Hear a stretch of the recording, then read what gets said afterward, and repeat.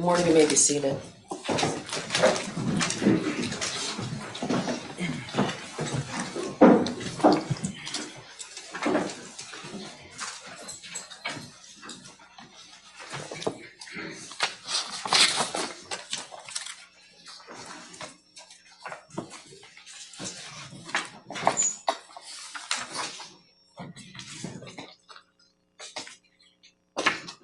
Your Honor, calling People v. James Crumbley, case number 22279-989FH. Calling People v. Jennifer Crumbley, case number 22279-990FH. Good morning.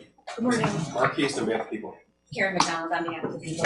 Good morning, Your Honor. Marielle Lehman on behalf of James Crumbley, who's seated to my right. And good morning, Your Honor. I'm Shannon Smith on behalf of Jennifer Crumbley. Good morning.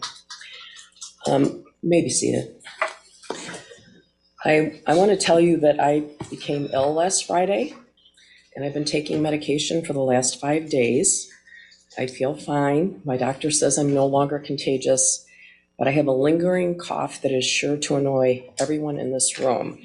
I determined my cough would not be as annoying as adjourning the sentence, so you have my apologies. All right. I know this is an emotional day for everyone, and I want to say that I have, I want to ask first, Mr. Crumbley, can you hear? I can. Okay, all right, I want to make sure. The court has reviewed the pre-sentence investigation with regard to each defendant and the sentencing memos provided.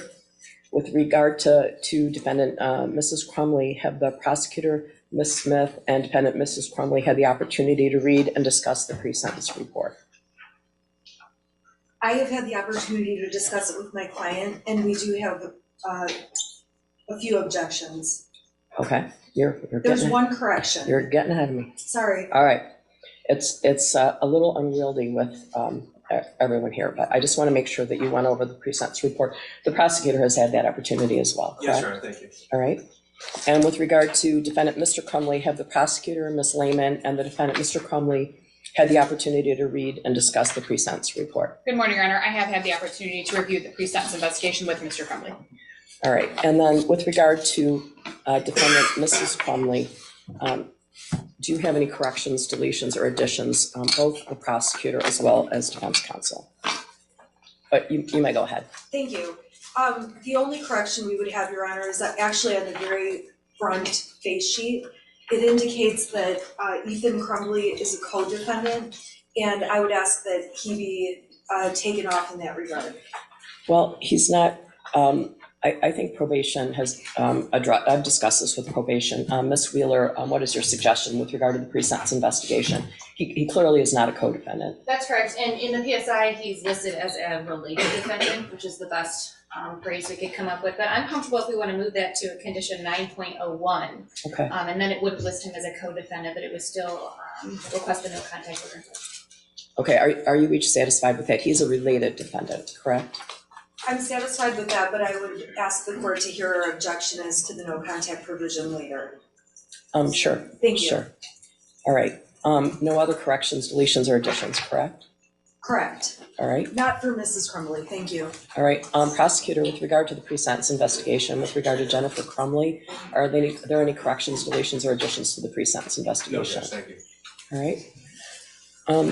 And with regard to Mr. Crumbley, are there any corrections, deletions, or additions to the pre-sentence investigation? Yes, Your Honor, there are some corrections. Again, on the cover sheet, the cover sheet of the PSI report does indicate that Mr. Crumbley's son is a co-defendant. I understand that that's going to be changed. Correct. We're satisfied with that. Also on page 1 of the pre-sentence investigation report, there's an indication that Mr. Crumbley has a substance abuse history. He indicated during the pre-sentence investigation that he has used substances, alcohol, marijuana, but not a substance abuse history. So we would ask that the PSI report reflects that Mr. Crumbley does not have a substance abuse history. It's just simply a box checked yes, Your Honor. Well, I guess I'm going to ask probation to indicate why they checked that box, but from what I read, he indicated that he used marijuana daily, and I didn't read that there was any medical purpose. There's also some support for large volumes of vodka and whiskey being purchased in a 1 month period, so. Your Honor, I am so sorry, if I may. I did not realize it says yes in the box for Mrs. Crumbley with regard to alcohol use. I didn't know we were gonna get into the substance, but those purchases were all made in November, right before Thanksgiving, right before the Crumbleys hosted extended family and people for the holidays.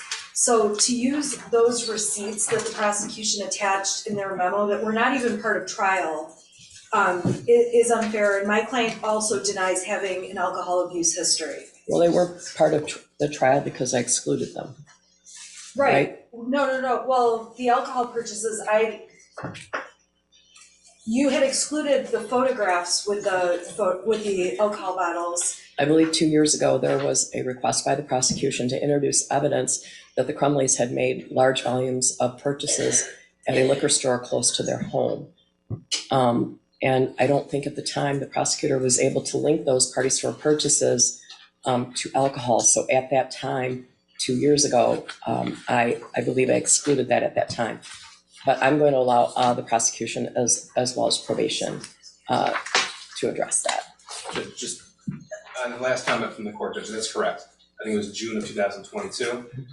Regarding the purchases themselves, counsel put in photographs of that Thanksgiving dinner. There were 6 people there. The evidence supported by the prosecution shows 18 different bottles of whiskey and vodka over a 26-day period, Judge. It's factual by preponderance of the evidence that occurred. I believe probation can better articulate the reason why the box substance abuse was checked, but it appears just from the factual information, that's why it was checked yesterday. Ms. Wheeler, would you like to address that? Judge, I agree with Mr. Keast. The alcohol purchases were not put into the PSI because we were not aware of those at the time the PSI was prepared. I believe with Mr. Crumbley, he reported daily marijuana use without the use of a medical marijuana card. And in addition, Mrs. Crumbley's use is outlined in the narrative, and I think that justifies substance abuse history. Your Honor, I would object if substance abuse, any substance abuse was in high school, and there certainly is not drug abuse. So she's listed as yes for drug abuse, yes for alcohol abuse, and yes for substance abuse. We would be objecting to all 3, but the probation department hasn't even said anything with respect to Mrs. Crumbley and drug abuse. Would you agree that drug use should be stricken? Judge, it says that she first tried marijuana at ages 16 and alcohol at 19, used marijuana occasionally until 2020. Okay, well, occasionally, doesn't sound like drug abuse. Sure, Judge. I think for some people, I guess. So I'm going to strike drug abuse as it relates to Mrs. Crumbley, but keep substance abuse and alcohol abuse as to both in the pre-sentence investigation. All right. So what else?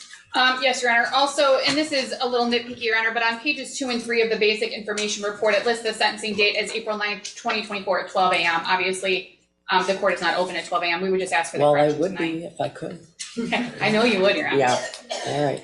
Yeah. That's a computer issue, Yeah. right? I don't Sure. actually think we can correct that at this point. Okay. With the computer program. Sure. Your Honor, in Mr. Crumbley's criminal history, each offense lists an arrest date. Mr. Crumbley maintains that he has been arrested twice, including for the instant offenses. Specifically, record 7 of 8 of Mr. Crumbley's criminal history in the pre-sentence investigation report indicates that Mr. Crumbley was arrested on August 29th of 2017 by the Oakland County Sheriff's Office for failing to display a valid license. I did review the 52-3 District Court Register of Actions online. And in fact, it indicates that the citation was dismissed on August 29th of 2017, that the citation was issued on August 9th of 2017. So I would ask that the record 7 of 8 correct that Mr. Crumbley was arrested on August 29th of 2017. That's not accurate. Probation. Because I don't have an objection to striking that, but we do often put in district court arraignment dates under arrest date. Okay. That helps us when we score PRV 6 going forward status at time of offense. But I don't have an objection to keeping that. All right. So the arrest date, Ms. Lehman, is August 9th, 2017. That's what you want. When the citation was issued, Your Honor, Okay. correct. All right.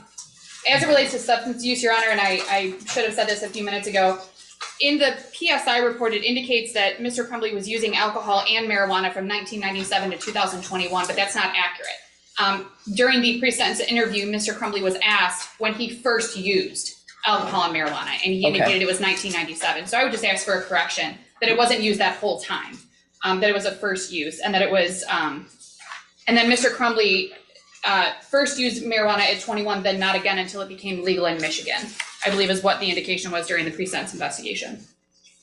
Ms. Wheeler, I believe he told you he was experiencing daily use at the time of the offense. That's correct, until the fall of 2021. It's a bit hard to explain that in the chart because it only asks for a start date and end date, but I can try to explain that a little better in the narrative. All right, I appreciate We that. would appreciate that. Thank you, Your Honor.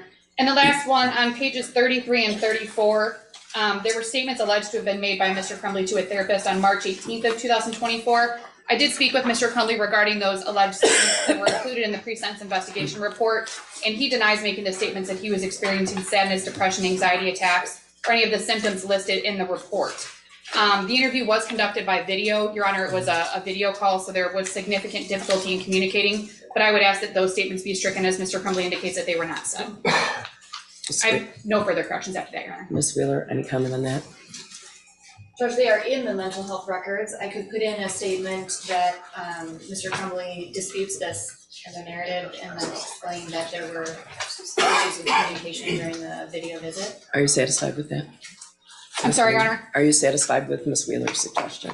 I didn't hear the whole thing. I'm sorry, Mr. Crumbley was asking me a Well, it's question. probably because I was coughing. Go ahead. They are in the mental health records, but I could put a statement in there that Mr. Crumbley disputes this at the time of sentencing and then put in the explanation. That would be great, thank you. Prosecutor, any comment? No doubt. All right, so there are no other corrections, deletions, or additions, is that correct? Correct, Your Honor. There are a number of objections. I believe Ms. Smith also has some, but corrections, additions, deletions, that's it, Your Honor. All right.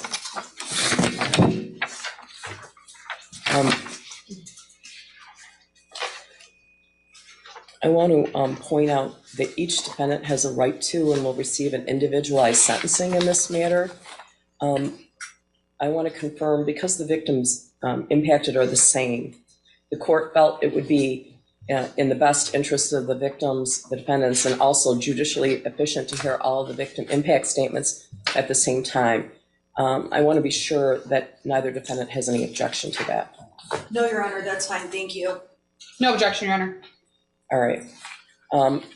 What else about the pre-sentence investigation? Who would you like to go first, Your Honor? Would you like to go first? Sure. Your Honor, we would object to the narrative summary as written by probation and also the agent's description of offense. It's very obvious that probation did not sit through trial and hear all of the evidence that came out at trial. For sure.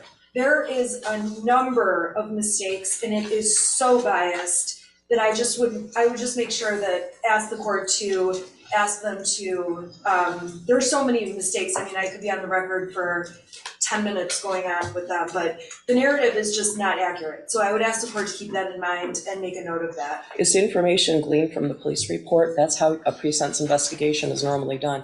I don't think anyone here, to my knowledge, has a copy of the transcript of either trial. My understanding is ordering that is about $35,000, right? Yeah. I don't think anyone, the probation, of course, has not seen a trial transcript, and in any sentencing, they haven't seen a trial transcript. I do agree with you that the agent's description of offense is from the police reports and documents along those lines.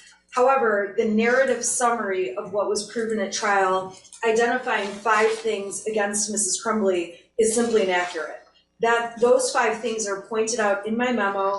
I explain each of those. If the court does not need me to make a record, I won't, but if the court does. Well, that's up to you. It's That's in the up to you. record in terms of the sentencing memo. Okay. I'll just give like one example. They're saying that as the 5th reason, she should be considered to have committed illegal acts is because she was, let me get the right words. She was rarely home. That in itself is not a crime. That in itself is not illegal. The information put in that report is not accurate. It I wasn't agree with you. proven. The same could be said about me. Same me too. Okay. So I agree with you.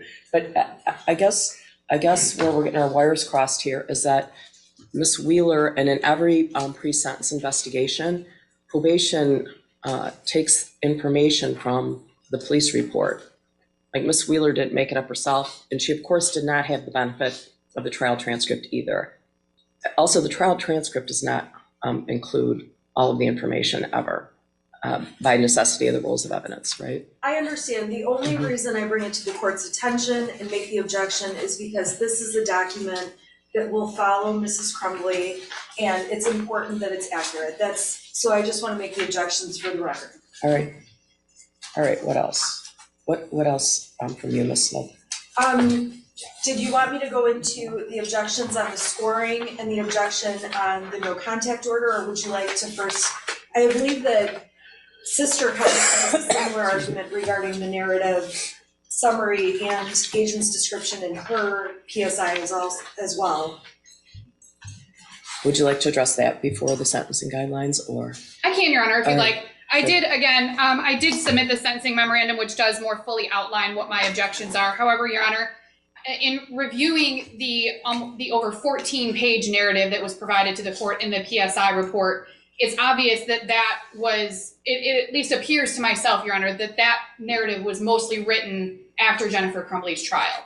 It was not written after James Crumbley's trial. It contains mostly information regarding information found in the police reports, in various witness statements, and information from the prosecutor's office, it appears.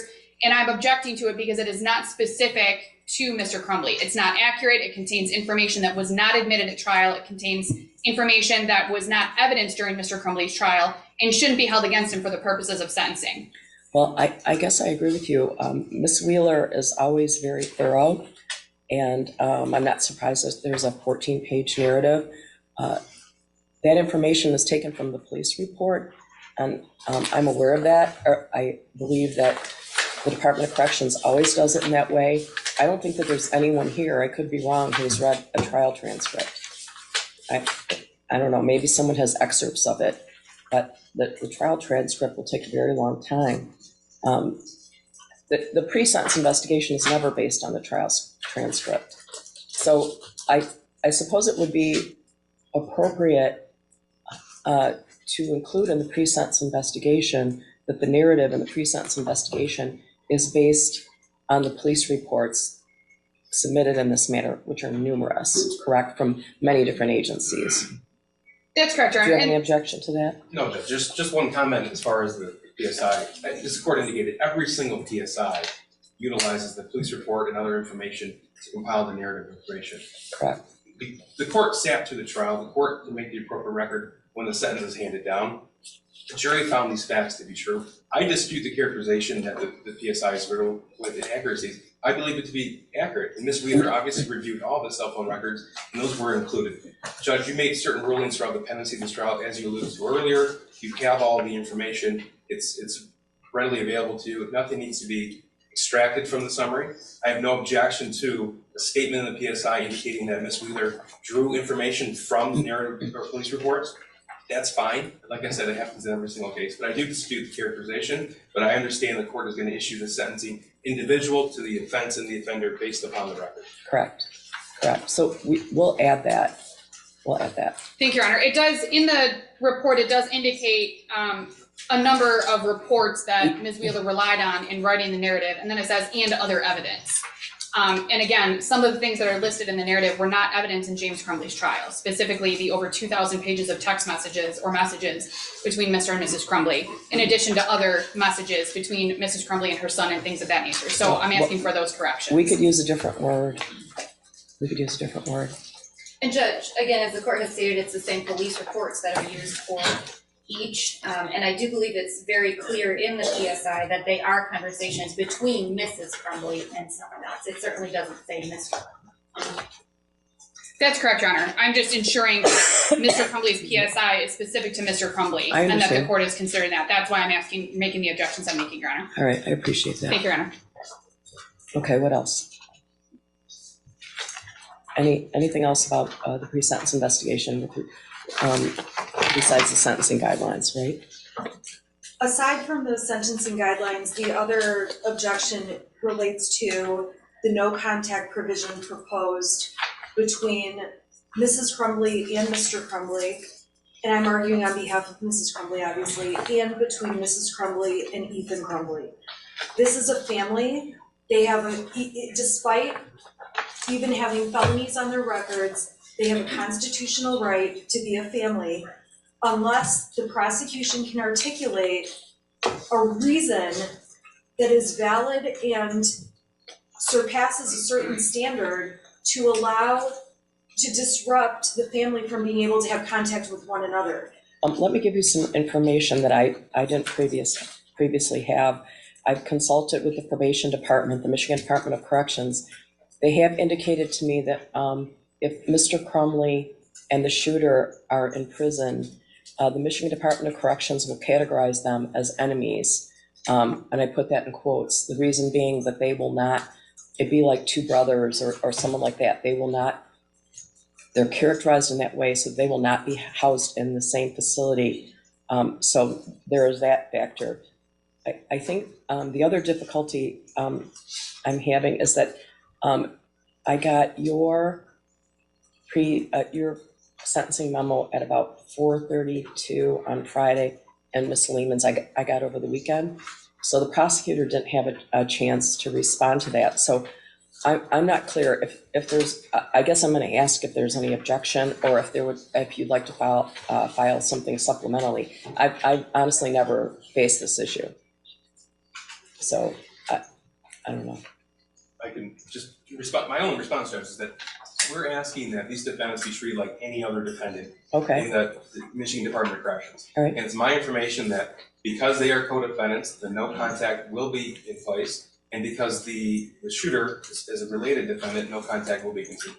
Again, Okay, you just mentioned two different issues. Because they're co-defendant, they're a man and a woman anyway, right? Correct. So they would, if they go to the Michigan Department of Corrections, they would not be in the same facility. Correct.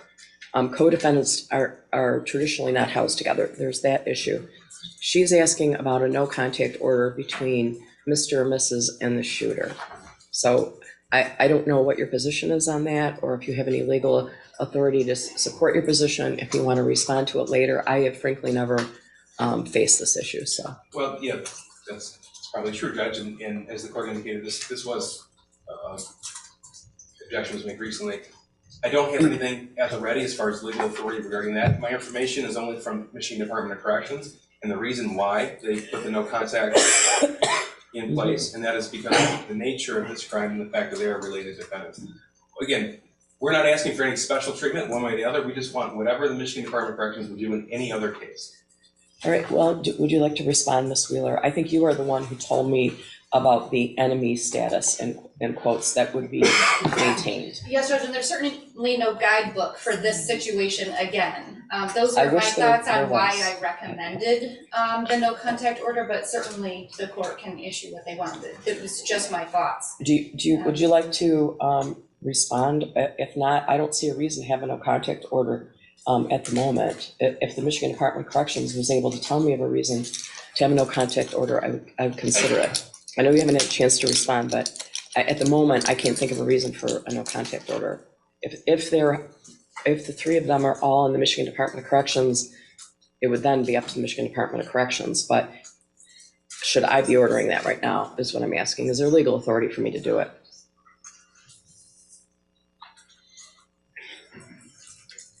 The options are lifting the no contact order or allowing you to research further. We just don't want the sentencing to be judged, Judge. Me neither. I'm not adjourning the sentencing. In that case, Judge, could the court hold this in abeyance so we can respond? Yes. That would be, Yes. that would be my preference. All right, I'm going to do that, all right? Because they didn't really have a chance to respond to that. Just the issue of whether or not the three of them would have no contact via, I think if all three of them were in the Michigan Department of Corrections, or if one of them was somewhere else at some given time, is there allowed to be contact either by letter or phone or visit? That's what you're asking about. Yes, that's what we're Okay. asking about. All right. But we, obviously, if Michigan Department of Corrections is overseeing or if they're in a facility, there's rules they have to follow, and if this court doesn't order all of the rules that have to be followed. Oh, I agree. So- That's up to the Michigan Department of Corrections. So Correct. the court obviously will give the prosecution time to file a supplemental response. We filed our response rather quickly because we were given the PSI last week. We were given the prosecutor's memo on Wednesday. And I mean, obviously I got mine to the court date Friday, but there wasn't much time. I would also like an opportunity to either respond to their argument or to be able to brief the issue first, if the court would like, because it's my objection, more fully than I have been able to in here. You may. Okay. It's not something I've dealt with Okay. recently. I guess I'm so. just asking what time frame the court would like, or How long would the prosecution like to respond? A week's fine, Judge. Okay, so you are going to file something by April 16th, and then how would you like till the 23rd of April to respond? that would be great, thank you. I mean, they might do some research and find out there's no basis for it. I don't know. And Judge, I will look further into that and also provide the information. All right, thank you. Thank you. Judge, I'll communicate with the court, defense counsel information. Thank you. Your Honor, just for the record, I'm just placing my objection to the no contact order for the reasons stated in my sentencing memorandum. I will also file a reply brief on the 23rd. All right, thank you. All right, what else?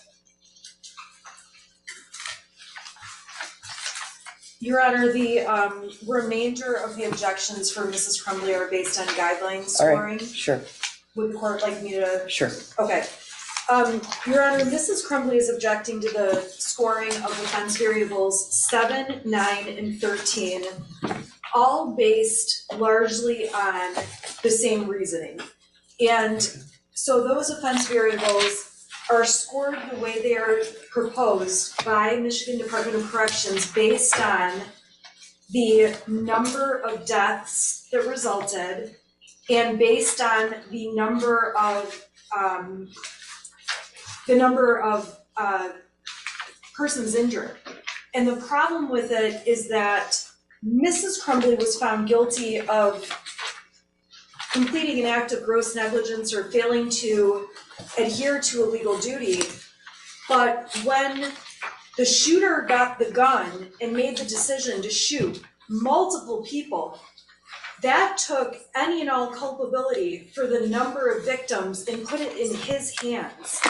So the shooter, if he had gone out and shot one person, which if it's reasonably foreseeable he would hurt anyone, okay, one person might be reasonably foreseeable, the guidelines would be scored far differently. And just as a matter of course, the guidelines don't take into account a situation like this, much of the law in this case has been novel and new. So we would ask the court to score those guidelines at 0 points because. Can you be specific about which, we need to take each guideline individually. It's important for the record, all right? Sure, okay, so prior record variable 7 gets scored when there are 2 or more offenses that the defendant is convicted on. Mhm. And the objection in this case is that the conviction is based on there being 4 deaths. The conviction is not based on Mrs. Crumbley committing 4 acts of gross negligence.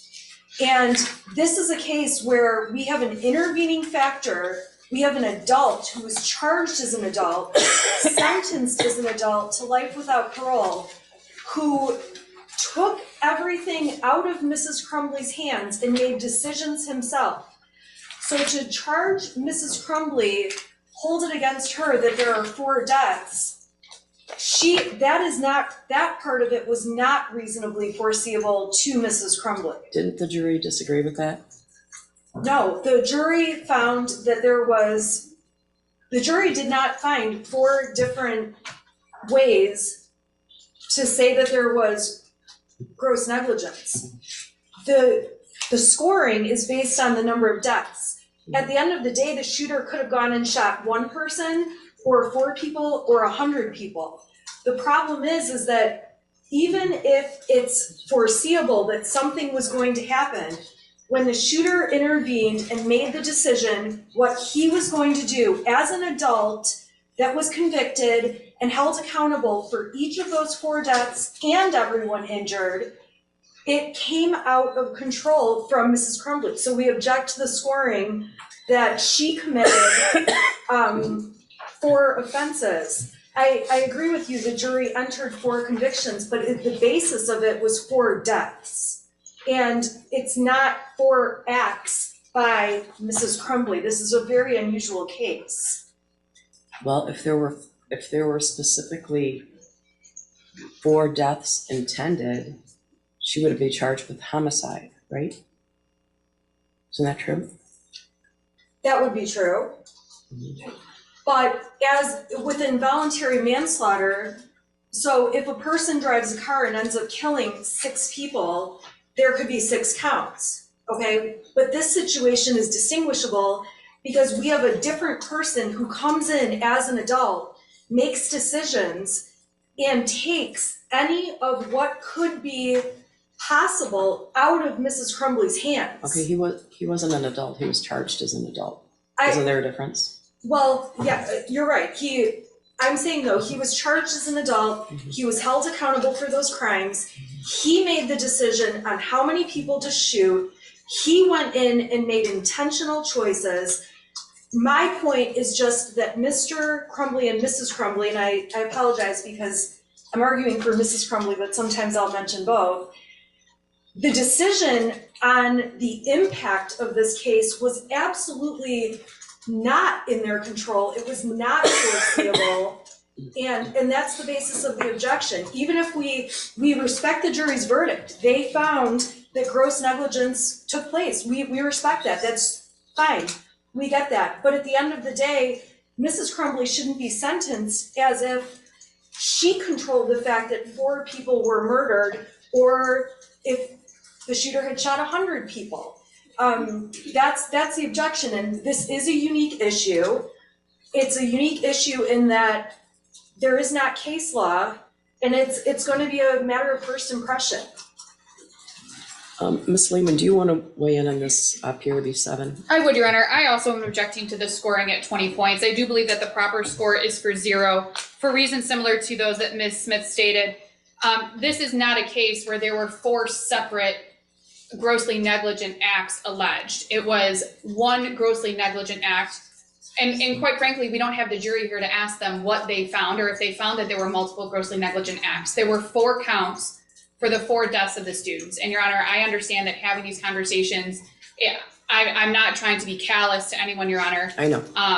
But the 4 counts were for the 4 deaths that occurred, not for 4 separate criminal acts on behalf of James Crumbley. I understand what the jury's verdict was. I understand that, Your Honor. However, it's not as though a similar situation, Your Honor, would be speeding through 4 different stop signs and causing 4 different motor vehicle accidents resulting in death. That would be something similar to a concurrent or a subsequent felony conviction. In this case, it is arguably one grossly negligent act that resulted in 4 deaths. And obviously also multiple injuries and other issues as well, Your Honor. But my position is that this should not be scored at, PRB 7 should not be scored at 20 points because it is one act, not multiple acts. And I don't believe that the sentencing guidelines properly consider the facts of this case. Again, we've never seen a case like this before, and I don't believe that the sentencing guidelines properly consider the facts of this case, Mr. Crumbley's case, or even Mrs. Crumbley's case, to adequately score PRB 7, and I believe it should be scored at 0. I'm going to ask about the prosecutor and probation if you'd like to respond. Thank you, Judge. There is 0 support for counsel's argument that PRB 7 should be scored at 0. The case law is clear, the statute is clear. There were 4 separate homicide counts. 4 children were murdered November 30th, 2021. Because of that, each defendant was charged and then convicted of a homicide count, involuntary manslaughter, each with its own elements, Judge. We've argued back and forth about was this homicide or was it not. This is why the court issued the rulings the way the court did regarding the video and other evidence, regarding photographs of what happened inside the school. The statute is extremely clear, 4 separate counts. They don't get to have a scoring of 0 as if 3 children weren't killed, Judge. It is clear what the law is. It has to be scored at 20 points. Anything further from probation? No, Judge. All right, well, I have reviewed this thoroughly, the sentencing memos that you have submitted, as well as the pre-sentence investigation, the statute and the case law, and I believe PRB 7 is scored correctly with regard to both defendants. Your Honor, the next objection that Mrs. Crumbley raises is on offense variable 9, which is the number of victims. This analysis is the same as the arguments I just made on prior record variable 7. When the shooter came in and made the decision on the number of victims, it became not a reasonably foreseeable conclusion that he would do what he did. And that is why scoring that at 100 points for multiple deaths, these guidelines don't take into account this very unique situation where a person, again, charged and convicted and sentenced as an adult, made that decision. And it violates due process and all of Mrs. Crumbley's constitutional rights to hold it against her that her son shot multiple people versus just one. So we would ask that that offense variable be scored at 0 points. Ms. Lehman, do you want to weigh in now, or? Yeah. I can, Your Honor, and that way the prosecution can respond once, Your Honor. All right, go ahead. OB6, again, it scored at 10 points. Are we talking about OB6 or OB9? I'm on OB6. Oh, wait. You said OB9 number of victims. I'm sorry. Wait. I can do OB9, Your Honor, if you'd like, and then go back to OB6. All right. I went to OB9. I can do OB9, Your Honor. Okay, go ahead. OB9, similar arguments to PRV7, Your Honor. It was not Mr. Crumbley who pulled the trigger on the firearm that killed the 4 students, Your Honor. I'm making the same arguments. I don't think that I need to reiterate them, but I believe that it should be scored at 0. Thank you, Judge. Regarding offense variable 9, the jury did find it was reasonably foreseeable. The jury instructions 1615, 1618, 1610, Judge. 2 juries, 24 individuals, 24 citizens found them guilty and found this act to be reasonably foreseeable. Had they not, they couldn't have been found guilty. That's the law. Now, again, there is no justification for scoring at 0. They are homicide offenses. Each is a separate count. The statute is clear. The case law is clear. We provided supporting information and documentation in our sentencing memorandum. The scoring has to be 100 points. Anything, Ms. Wheeler, in addition? No, Judge, thank you. All right, well, I agree. I've spent, even before receiving any of your sentencing memos, I spent an incredible amount of time going through all the guidelines, and I believe that OB9 is scored correctly to pursuant to the pre-sentence investigation, the statute, as well as the case law in this matter. All right. Your Honor, Mrs. Crumbley's next objection is to offense variable 6, which is the offender's intent to kill or injure another individual. We would object to the scoring of this variable because Mrs. Crumbley did not have intent to kill or injure another individual, even if she was grossly negligent and obviously found guilty of gross negligence. That does not mean she intended to kill or injure another individual. We know who intended to kill or injure another individual, and that's the shooter. He was held responsible, he was charged, he pled, he was held responsible, and we would object to the scoring of OB6. Okay, OB6 says, or there was gross negligence amounting to an unreasonable disregard for life, right? Or. I agree with you, but the problem is that, again, these sentencing guidelines don't take into account another person coming in and making those decisions. So that's the problem, and that's what makes all of these guidelines not exactly fit with the circumstances of this case. You know, did you guys read, I sent you a case named Alberts. Did you read that case? I thought that was interesting. 258 Mishaft 578. I thought that was telling. There was a number of victims in this apartment, and someone who was a fire starter, a known fire starter, injured all kinds of people there. And I think that had more to do with OB3, but I thought that was a telling case. Ms. Lehman? The difference, Your Honor, in that case, though, is that there wasn't somebody who was charged as an adult that intervened and made the choice to hurt everyone in that apartment building. That's the difference in this case, is that Mr. and Mrs. Crumbley did what they did or didn't do, but when their son came in and made decisions, again, it took it out of their hands. And if he had made the decision to do something different with that weapon, we wouldn't be here with that scoring. That's the difference. I don't think they were charged based on what he did with that weapon. They were charged with everything they did and didn't do up to the time that he used that weapon, right?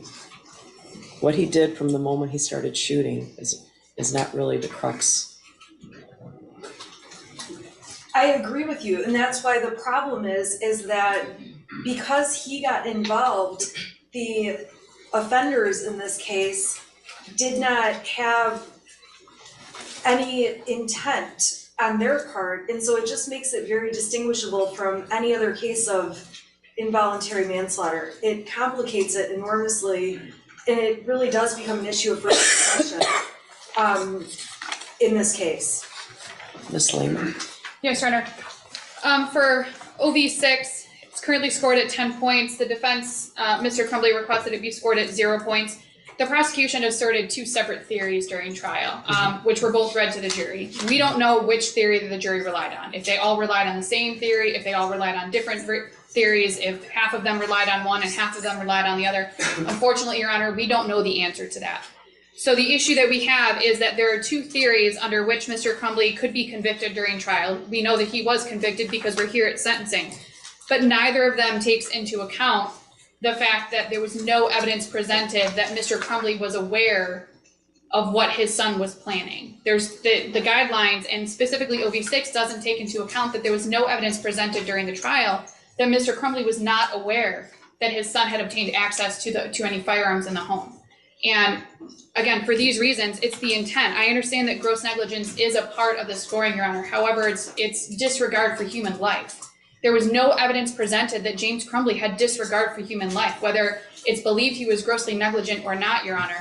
There was no evidence presented during trial. Again, notwithstanding the jury's verdict, I understand what the verdict was, Judge, but the guidelines themselves, the scoring, which is what we're doing right now, this is not retrying the case, this is just scoring the guidelines, and the guidelines themselves, Your Honor, do not take into account the specific facts of this case and the evidence that was presented during this case. So for those reasons, Your Honor, I'm asking that OV6 be scored at 0 on behalf of James Crumbley. Prosecution. Thank you, Judge. In Jennifer Crumbley's memo, there was no objection to OV6. We did respond and articulate the reasons why. In James Crumbley's memo, I asked the court to take that argument from our memorandum into consideration regarding Jennifer Crumbley's case as well. First, I'd like to address the counsel repeatedly calling this case of first impression. This is a rare case. It's a unique case, but it's not a case of first impression. The legal duty in Michigan has been around for years, as has involuntary manslaughter and the law surrounding involuntary manslaughter. We actually cited Albers to the Court of Appeals as well as to this court in our response to the defendant's initial motion to quash in early 2022. That case is on point, as is People v. Cole, which is cited and attached to our sentencing memorandum. The jury instruction is clear, 1618 and 1615, Judge. OV6, 10 points are scored when there was gross negligence amounting to an unreasonable disregard for life. Compare that to our jury instructions in the case in People v. Cole, where the Court of Appeals specifically said, acting in a grossly negligent manner where it was apparent that serious injury could result implies that defendant Cole was acting with an unreasonable disregard for life. OV6 should be scored at 10 points. Anything additional confirmation? No, thank you, Judge. I believe OV6 is correctly scored. Your Honor, Mrs. Crumbley's next objection, and again, this is along the same analysis as the prior objections, is to offense variable 13, the continuing pattern of criminal behavior. This case is scored based on there being 4 resulting murders and multiple injuries in this case. And again, this factor was ripped out of the hands of Mrs. Crumbley when the shooter decided to make a continuing pattern of behavior and resulted in multiple harms and murders. Mrs. Crumbley did not exhibit a continuing pattern of criminal behavior. There were not 4 for multiple counts of gross negligence, and therefore we would just object to being scored at all.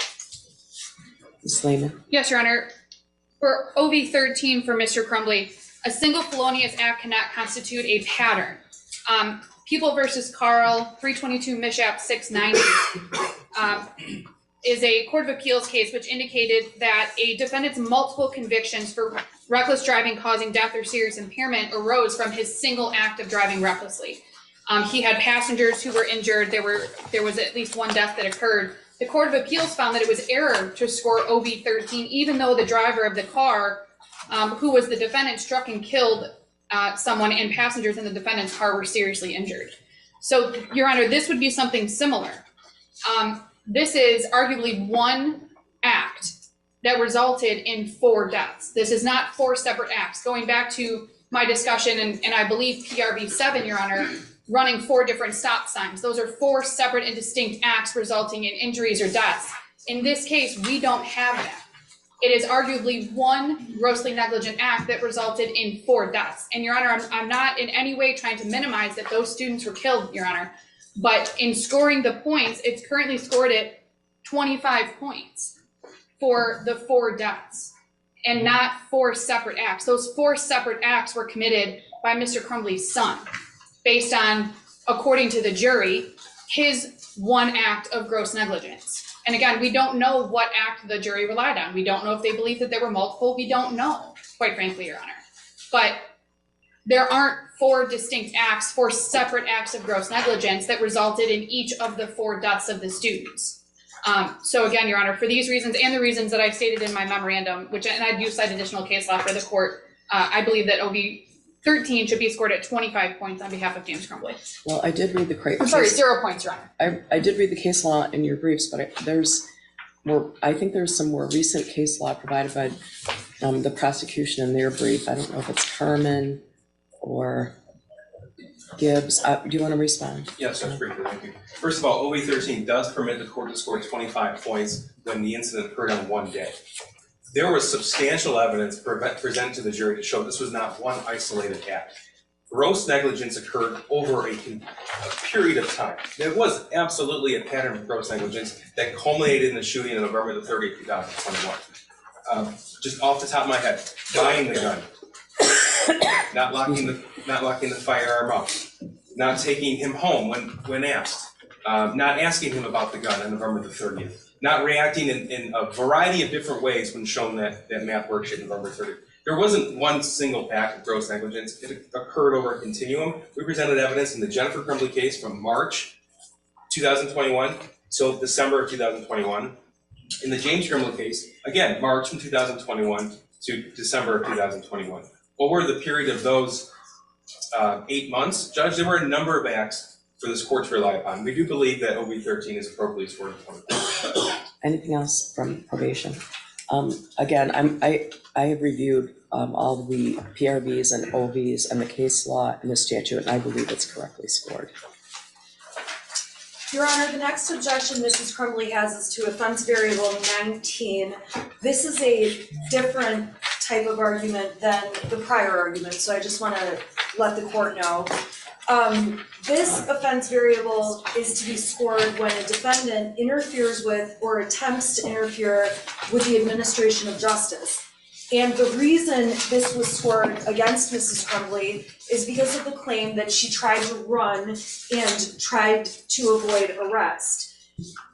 On the night before charges were issued, I texted Ms. McDonald directly, which I attached to my memo, and said, Judge, I know it's argument, Judge, but we've been over this before a number of times. And the court's, a charged felon doesn't get to text somebody. We've had this discussion. And the court has already indicated that, Judge. I ask you to move on. I'm going to let her make her argument, but we've had this discussion before.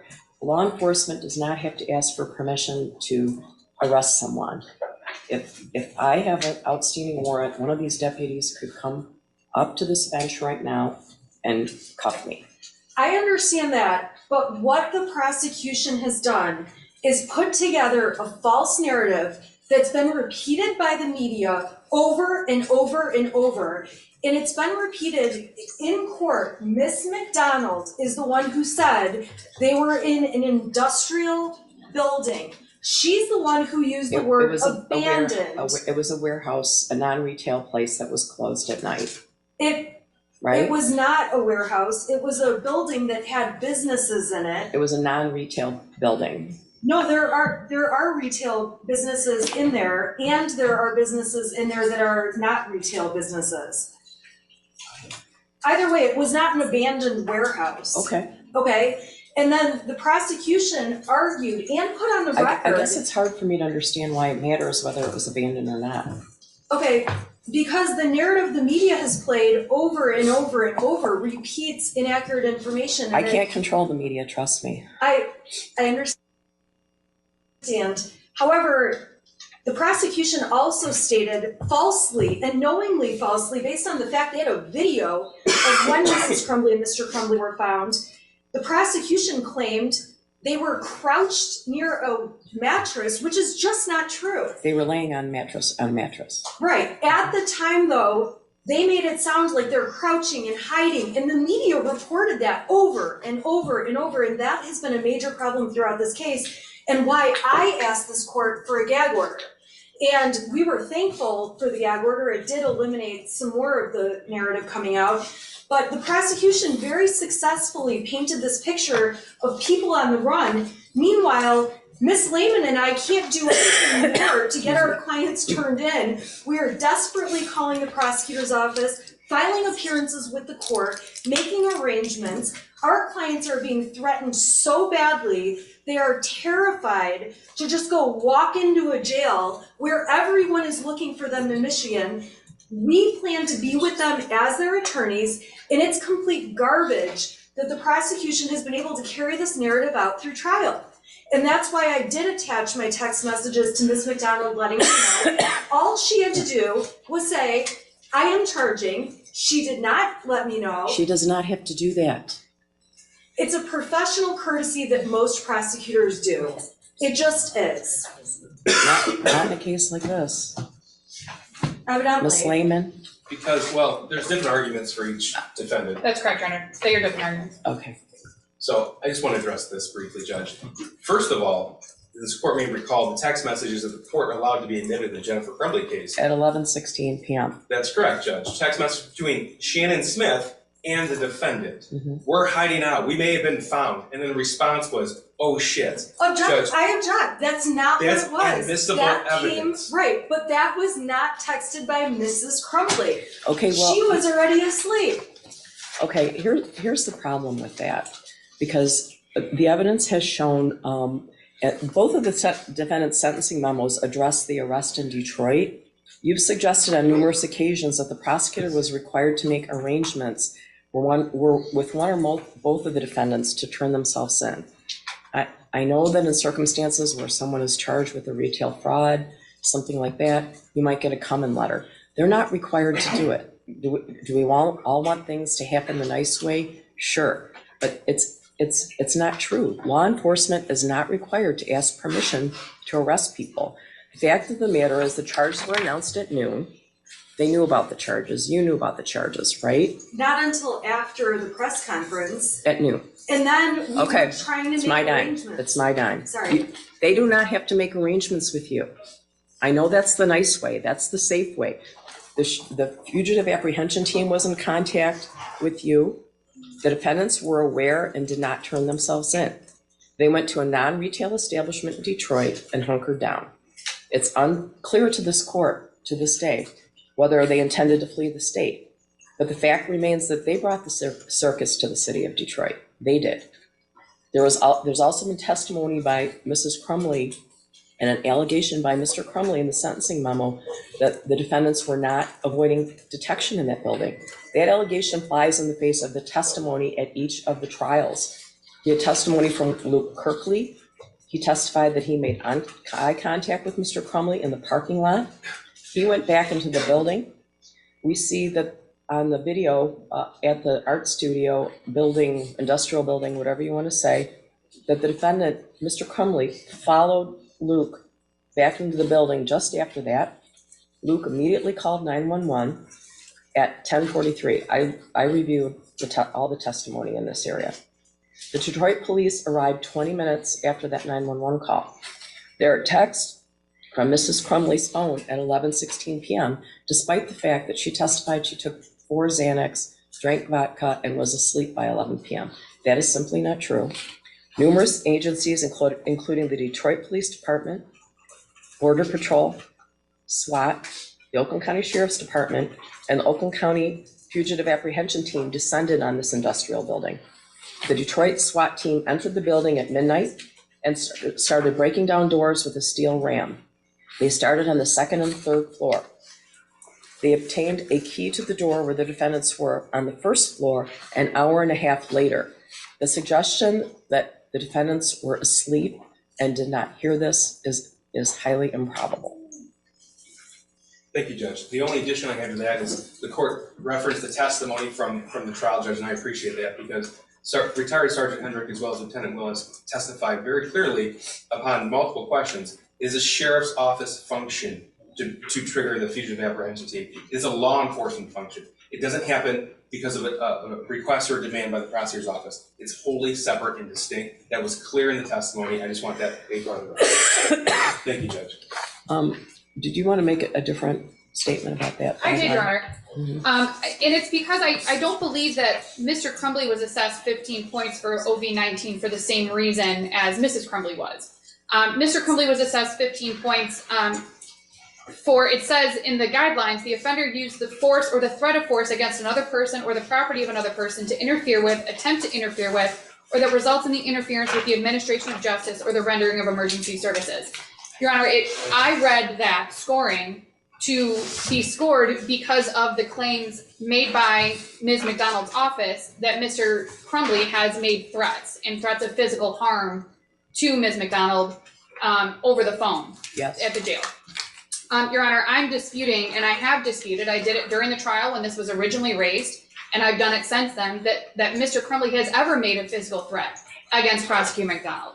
He has vented, he has been angry for the reasons that I cited in my sentencing memorandum, but he has never threatened to physically harm Ms. McDonald. He has never said that if you continue with this prosecution, I'm going to hurt you. He has never said, if you don't stop this right now, I'm coming after you. Instead, as I indicated in my sentencing memorandum, the statements made by Mr. Crumbley, although there has been some language that may not be very respectful, that may be angry out of frustration for being incarcerated and on lockdown for 23 hours a day for the last 2.5 years, for something that Mr. Crumbley and I maintain that he did not do illegally or wrong. But he vented his frustrations, Your Honor, and he never threatened harm. He never said if Ms. McDonald continues that he's going to do something, or Mr. Keast, or Mr. Williams, or anyone else at the prosecutor's office or law enforcement. So he scored 15 points, presumably based on these claims of threatened physical harm against Ms. McDonald, which we dispute ever happened. Mr. Crumbley and I maintained that OV-19 should be scored at 0. Again, we also dispute that he was ever fleeing, so even if the prosecution wanted to change their theory to the flight, we would dispute that he was even fleeing, although I understand what the court just indicated and what Mr. Keast has indicated previously. So for the purposes of scoring, OV-19 should be scored at 0. There have been no threats of physical harm. There have been no interference with the administration of justice. There is a thumb drive of the threats. We could play them, or Mr. Keast could read them into the record. I don't know to what extent the prosecution would like to address. I do. I hope not to, Judge, but I do need to respond to the argument. I'm not going to read all of them. They're on page 4 of our sentencing memorandum. And we did attach them as the court indicated. So I know the court has listened. OV-19 should be scored at 15 points if the offender used force or the threat of force against a person to interfere with or attempt to interfere with the administration of justice. I don't know any other purpose for what James Crumbley did other than to interfere with the administration of justice. He knew specifically that his jail calls were recorded. He knew, or at least he believed, that the elected official, Ms. McDonald, was listening to him because he sent a message specific to her. He did it not just in an abstract sense, Judge. He did it while she was actively prosecuting the case. I have had a number of instances where defendants threatened witnesses. Rarely do we see a defendant threatening the prosecutor, let alone a member of a trial team, let alone the elected official. There will be retribution. She's going to be fucking sucking on a fucking hot rock down in hell soon. I'm fucking on a rampage, Karen. Yes, Karen McDonald, your ass is going down and you better be fucking scared. I didn't want to read that, Judge. That was just a few weeks before the trial. I don't know any other definition what that could be other than a specific threat made to a member of the trial team. We ask that this defendant be treated no differently than any other defendant who would make a similar statement to any prosecutor or defense attorney or judge in this building. OB-19 is certainly scored at 15 points. I believe that it's correctly scored with regard to Mrs. Crumbley and Mr. Crumbley based on their avoiding law enforcement while at the art studio, industrial building, whatever you want to call it, on that evening for a long period of time. But in the alternative, there's alternative theories for scoring OB-19 with regard to Mr. Crumbley. Regardless of his ability to make good on those threats because of his incarceration, I still do believe that those were threats against the prosecutor. Thank you, Judge.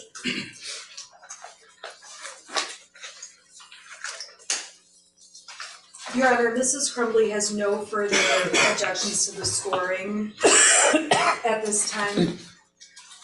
Ms. Lehman? Mr. Crumbley has no additional objections to the scoring, Your Honor. All right. All right.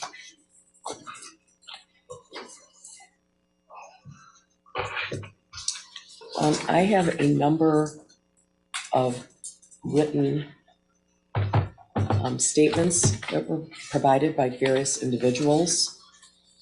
I'm going to read the names of the people. Could you tell me the pronunciation of Madison Baldwin's mother's name, Nicole Beausoleil? Yes. Beausoleil. And the mother of Hannah, Ms. St. Juliana, is it I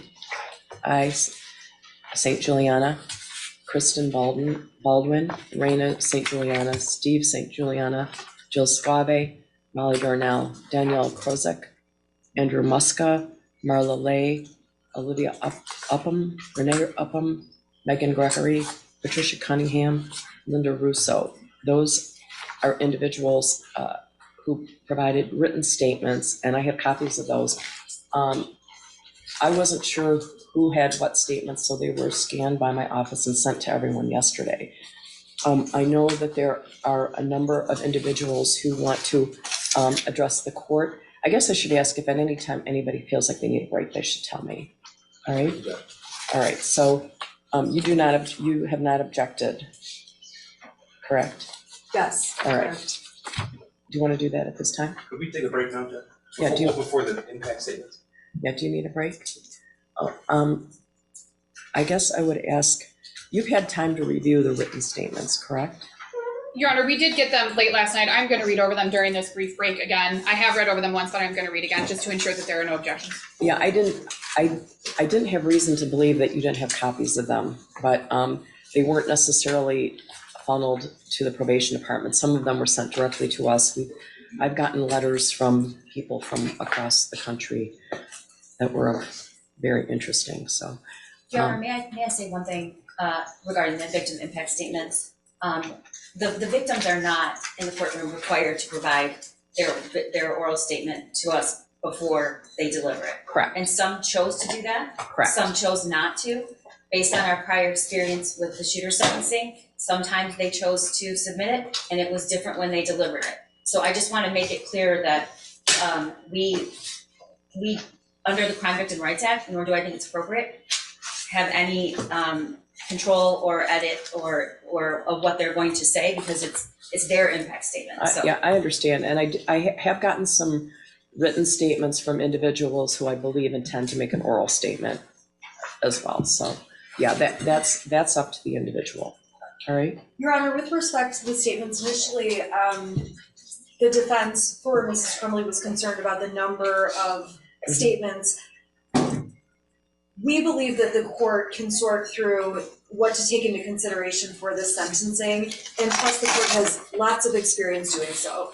And so we do, if at some point there was an objection in terms of discussion, we don't have an objection at this time. Yeah, you know what? You guys were on this email yesterday that discussed all of the individuals who would be giving oral statements. Correct, Your Honor. Correct. Yes. And I know we all went back. I think we've all discovered a little glitch in the Crime Victims' Rights Act that it's not specifically clear who is considered a victim under the Crime Victims' Rights Act. There's some difference of opinion maybe, but I'm again relying on Albers that discusses OB3 and gives a broad definition of who a victim is. In any event, I am inclined to hear oral statements from all the individuals that were listed in the email that went to all of you last night. All right? I have no objection to the individuals on that list, Your Honor. All right. Yeah, same here. And I certainly would appreciate you making any objections to their statements at the end of their statement, right? Your Honor, I don't know if we need to approach on that because there was some discussion by email about the objections. Okay, well. Or maybe we can handle it during the break, Judge. All right. When you say making an objection while the individual, I'm going to insist that everyone keep their statements directed at sentencing for sure. All right. Your Honor, I don't anticipate, and I don't believe Ms. Smith would anticipate making objections to a victim impact statement. Obviously, things could arise, Your Honor. Excuse me. And obviously, we have duties to our clients as well. We wouldn't be doing it in a disrespectful way to anyone, Your Honor. But we would just ask, again, you've already reminded the court. I'm certain that the prosecutor's office has reminded anyone making a statement what the guidelines are in relation to those statements. So I don't anticipate having to make an objection, Your Honor. But obviously, if one arises, an objection would have to be made, Judge. All right. Do your clients need to go downstairs? Yes. Yes, Your Honor. Just two things briefly. There are no guidelines in a victim impact statement. It's how the victim's impacted. It's personal and unique, Judge. Sure. Now, obviously, the court knows that. I just wanted to make sure we were clear on that. But they have to be directed at sentencing, the statements. Yeah. In one housekeeping matter, we just need to add in, we can stipulate, with the defense will stipulate, we add in the additional victim impact statements received last night, as well as James Crumbley's GED verification, just for the PSI. Oh, I didn't ask you if you had any additions to That's PSI, all. did I? I'm sorry. Okay. His GED, and what else did you say? His GED verification and the additional victim impact statements that weren't received by the parties. Yeah, I think we got some at about 6 o'clock last night, right? Right. So, yeah. If you're not in receipt of something, you should let me know. It was hard to determine at one time who was receiving what, so. If maybe we can discuss with the prosecution who we should have impact statements from and determine whether or not we are missing any impact statements, the written impact statements, because we did receive some later last night. I don't know if Yeah, we sent those last night. I received what the court sent and what's in the PSIR. correct. That's what I've received as well. I don't think there's anything else We received one this morning. from Mr. Schilling, Yes, sir. but I believe Mr. Schilling is going to make an oral statement, Correct, is that correct? Yes, So sir. I wasn't concerned about that. Thank right? I was referring to the written letters received by the court. Okay. That's what we got last night, correct, Your Honor? Okay, Everything in thank my you. possession was sent. Thank you very much for clarifying, Judge. All right, so both of the defendants are going to go downstairs, so I want everyone to remain seated during that, all right? Thank you.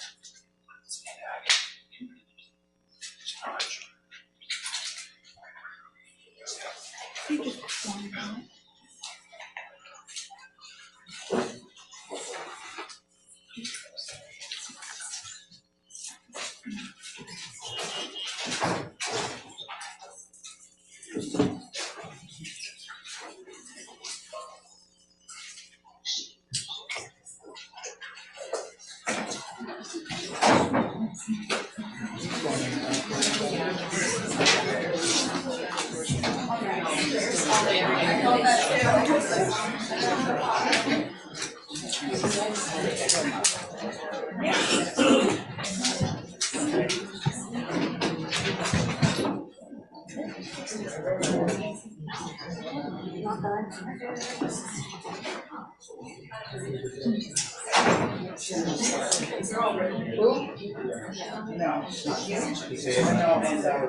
and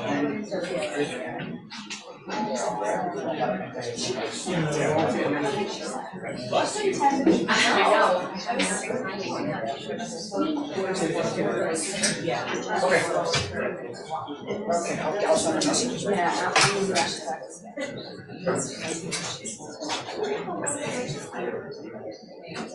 I didn't hear how long it's gonna be.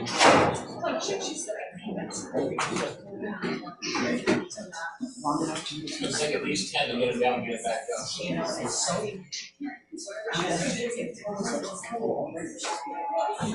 Yeah, so I was wondering, we gotta hold those doors.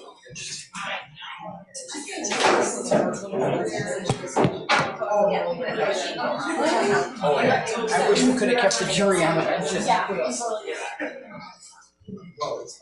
I would read those, go back to stuff.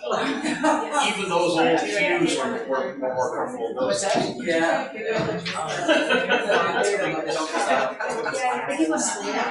Their pegs, but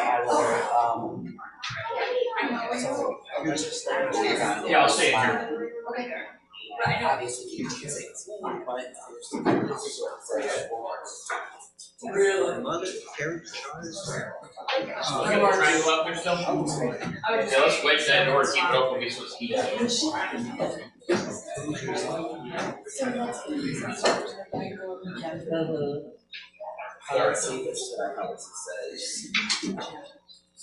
Oh.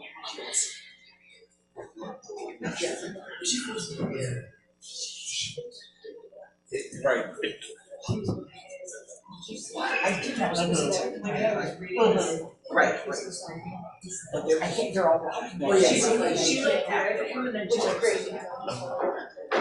Maybe you picked. She was thinking. Okay, excellent. I'll bring it. So that's how my brother-in-law says we went around the house. Either one of them, chased them all. Oh, yeah. Okay, thank you. I told him back at the station.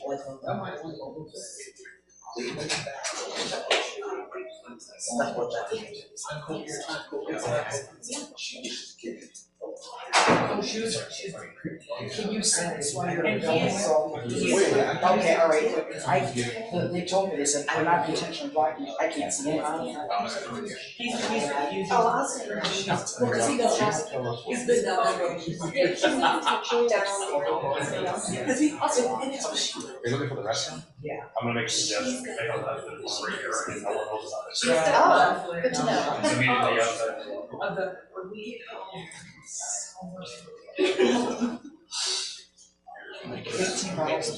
I was just nothing.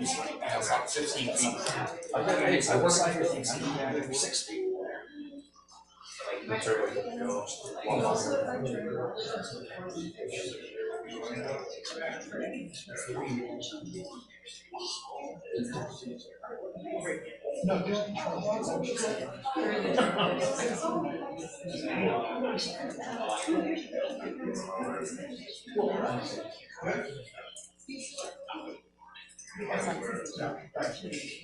Right, All I know is I haven't been back since 2017.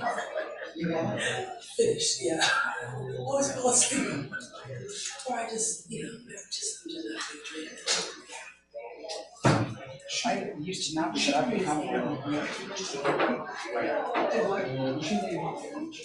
About 12. Yeah, like 12 to 15. Yeah. That's not who's giving it. That's who sent it.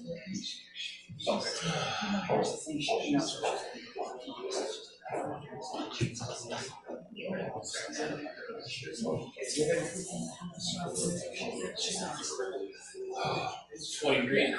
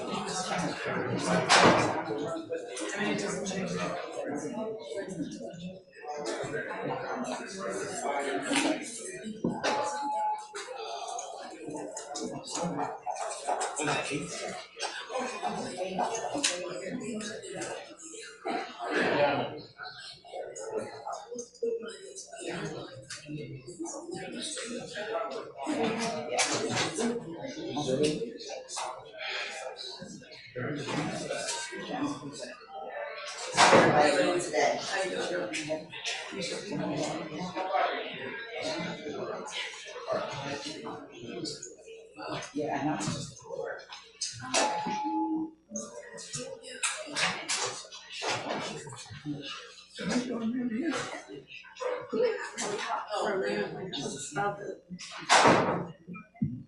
Catch fire.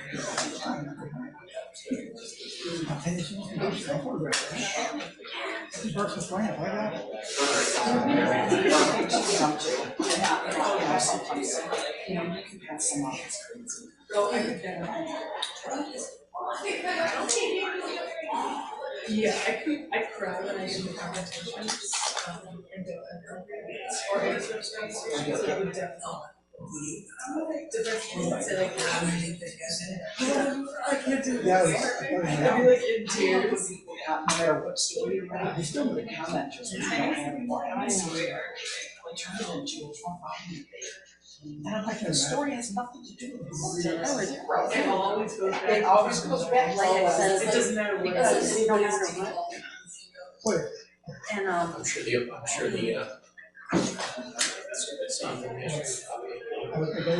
oh yeah. Add a year, I don't care. It's like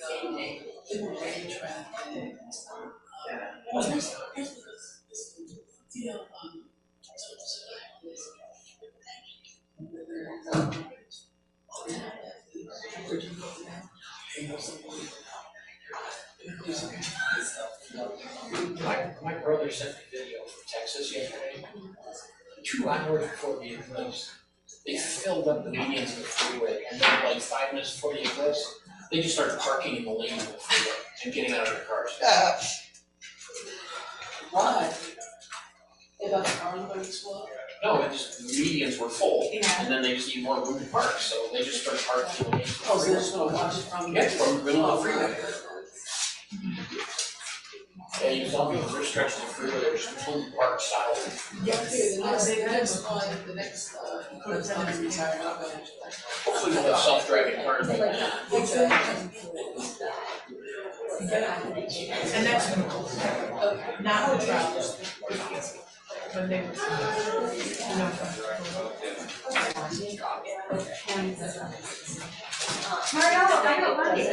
Oh, did you? Yeah, you did. They told me earlier, didn't they?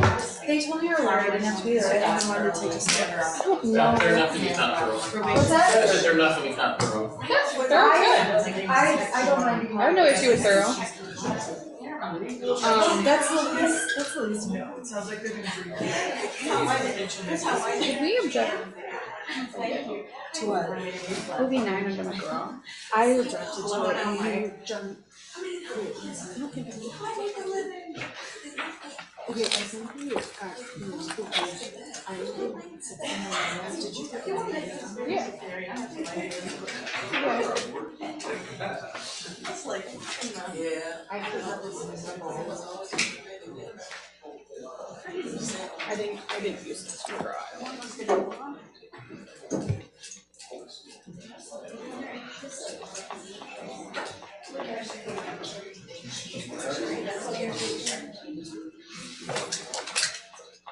What's that? Absolutely, oh my God.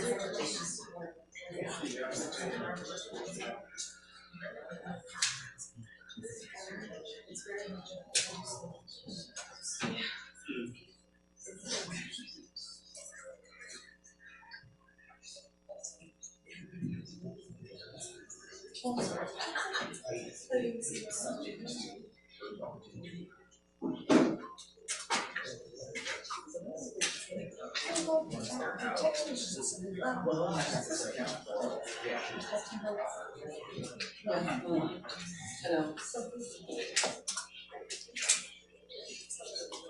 She did see one too.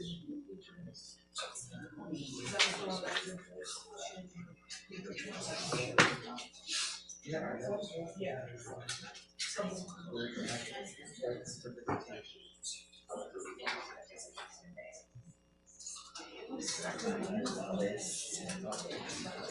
That's right. Yeah.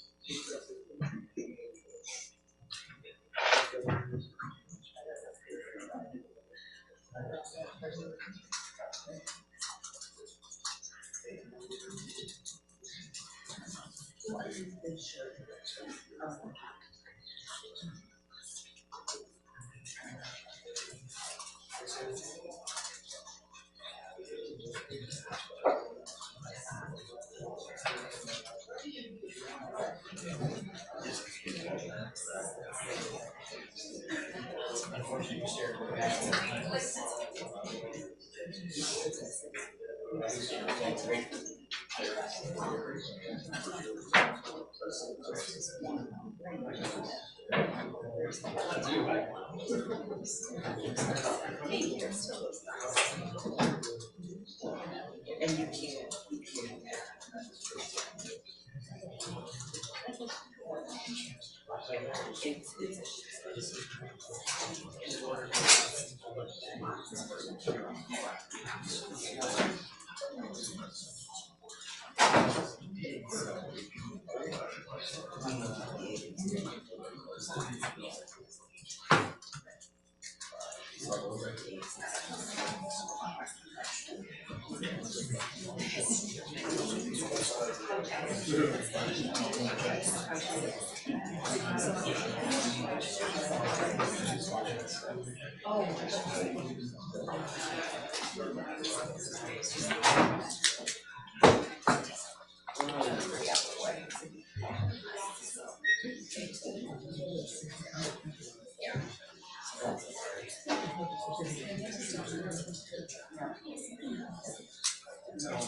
But it's here.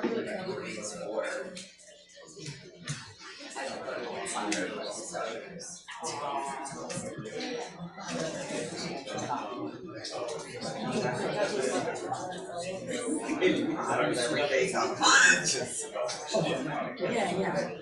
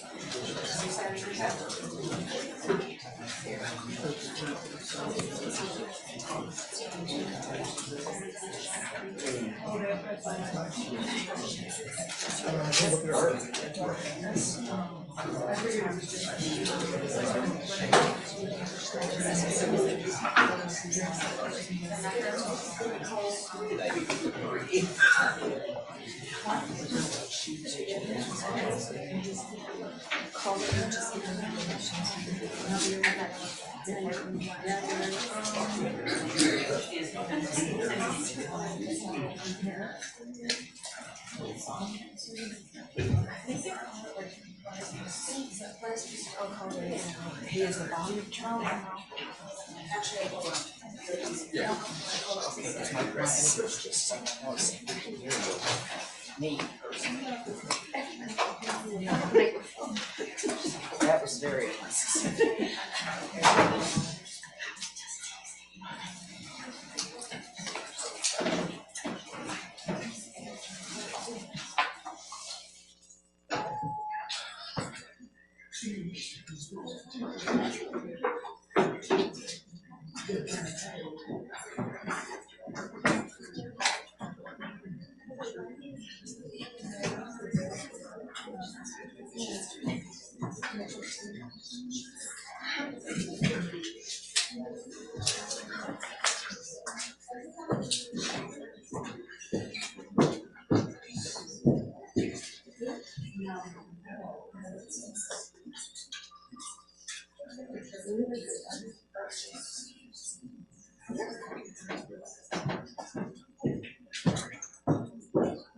Not the lunch pail.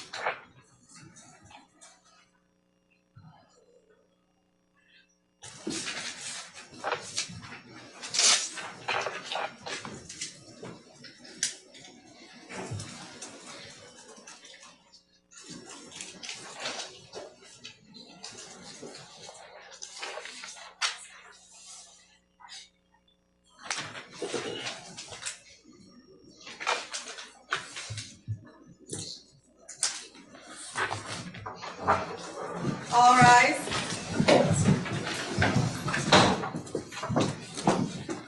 Good morning, you may be seated.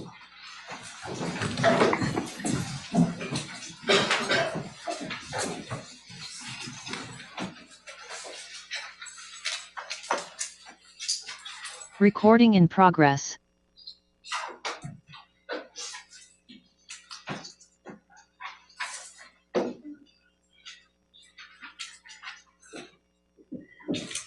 Your Honor, calling People v. James Crumbley, case number 22-279-989 FH. Calling People v. Jennifer Crumbley, case number 22-279-990 FH.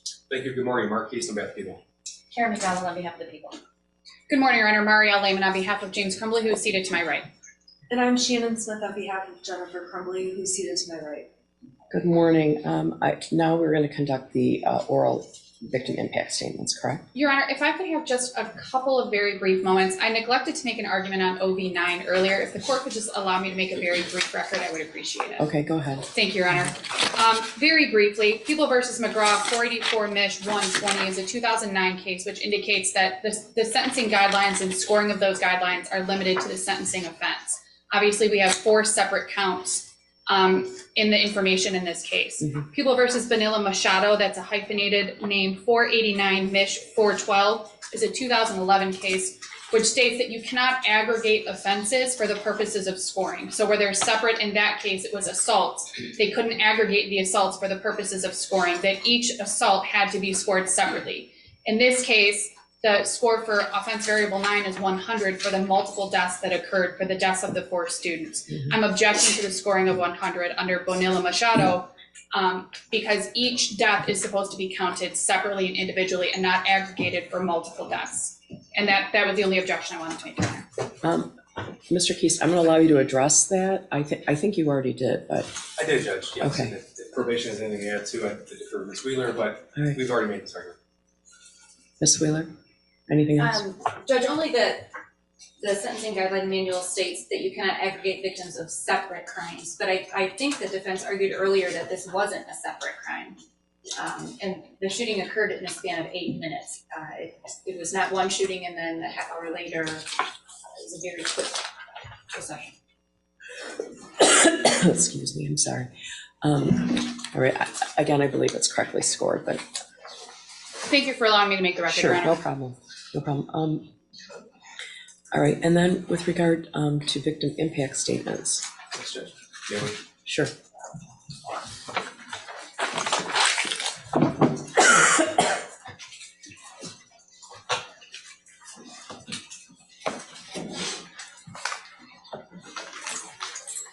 Good morning. Good morning. I wasn't doing a great job at the French pronunciation of your name, Nicole Beausoleil, correct? Correct. Was that right? Yes. All right. What do you have to say? Deep breath. I would like to start with the person that matters the most. Madison, she was a kind soul. She always had a smile on her face. She lit up the room when she walked in. Her laugh I could listen to all day. It was infectious. Her big sister skills were undeniable, and she took that role very seriously. Madison was smart, funny, loving, passionate, determined, and genuine. Her expectations were high, and at times we needed to let her fall. She needed to be reminded that not everything is perfect, even if she wanted it to be. Madison had an influence that most never achieved. Sometimes I would listen to a poem she wrote or watched her create art with no tracing, just pure talent. She would talk about college and what majors she would like to do and what would be most helpful to society. The passion that she had for everything and everyone was remarkable. I would catch myself watching her and thinking to myself, how lucky am I? I'm the one that gets to be her mom. What did I do to deserve a perfect person? She will be the best thing to ever happen to me at such a young age myself. I grew up because of her. We grew together. I learned from her. I mattered because of her. From the moment she was born, I promised myself that I would be there no matter what. Through the falls, heartbreak, letdowns, and struggles, I would be there. I would listen, learn, and love every moment. I wouldn't miss a thing. I would always protect her. On November 30th, 2021, exactly 17 years, 6 months, and 13 days made me break my first promise, and it will hurt for eternity. As her mom, I didn't protect her. First, I'd like to say thank you to the prosecution team. I say thank you to you all. Saying thank you really doesn't seem enough anymore.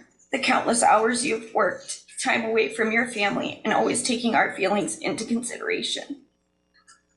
Karen and Mark, the work you've put into getting all the facts, speaking to us like we matter, and never wavering from your goal.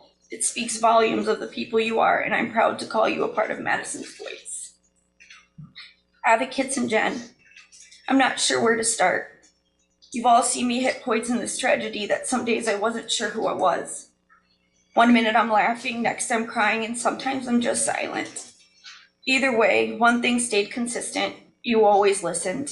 Jen, you're not just a friend, you are family. My mind keeps going back to something during the trials. Something that is almost on repeat, like a broken record. It's something as a mother I can't understand, and honestly, I don't think any mother would understand. It was when Jennifer said, I wouldn't do anything different.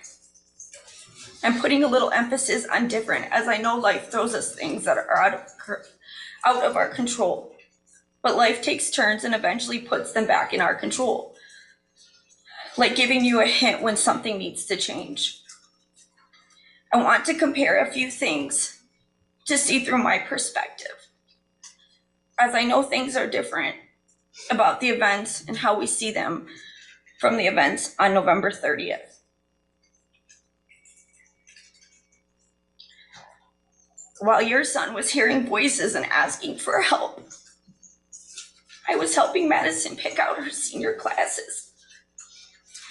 While you were purchasing a gun for your son and leaving it unlocked, I was helping her finish her college essays.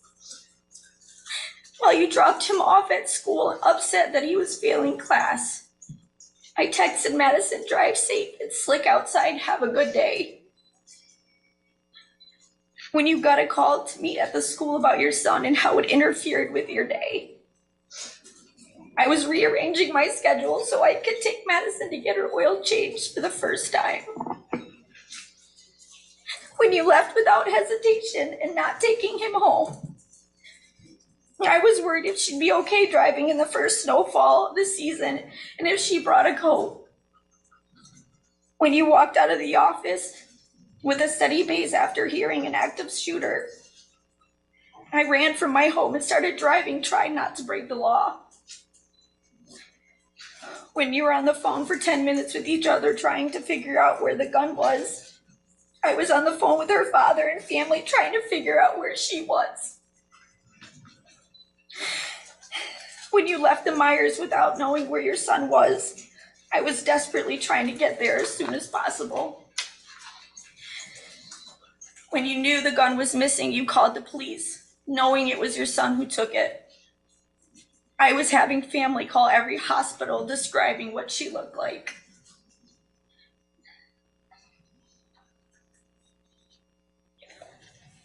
When you texted, Ethan, don't do it, I was texting Madison, I love you, please call Mom.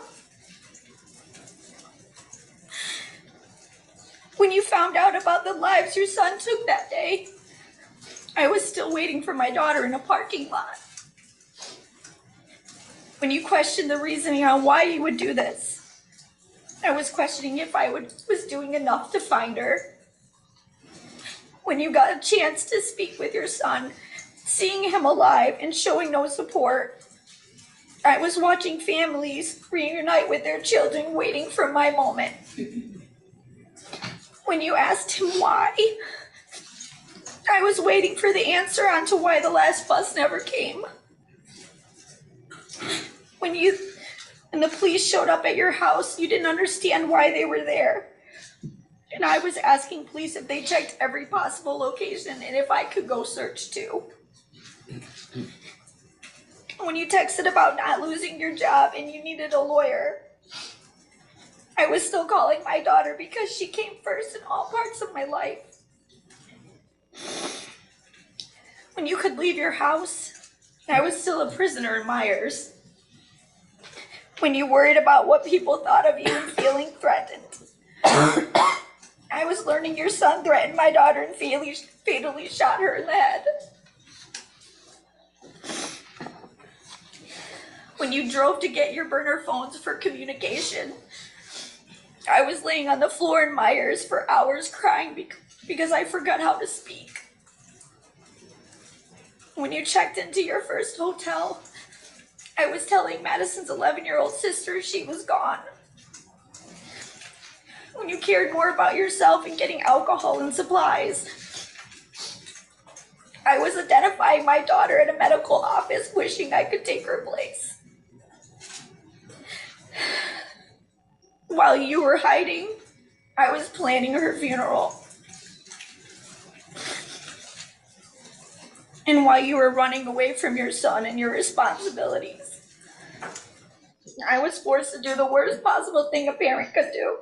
I was forced to say goodbye to my Madison. We all see things different. Some prioritize and some don't. Accountability can only be given if you actually try it in the first place.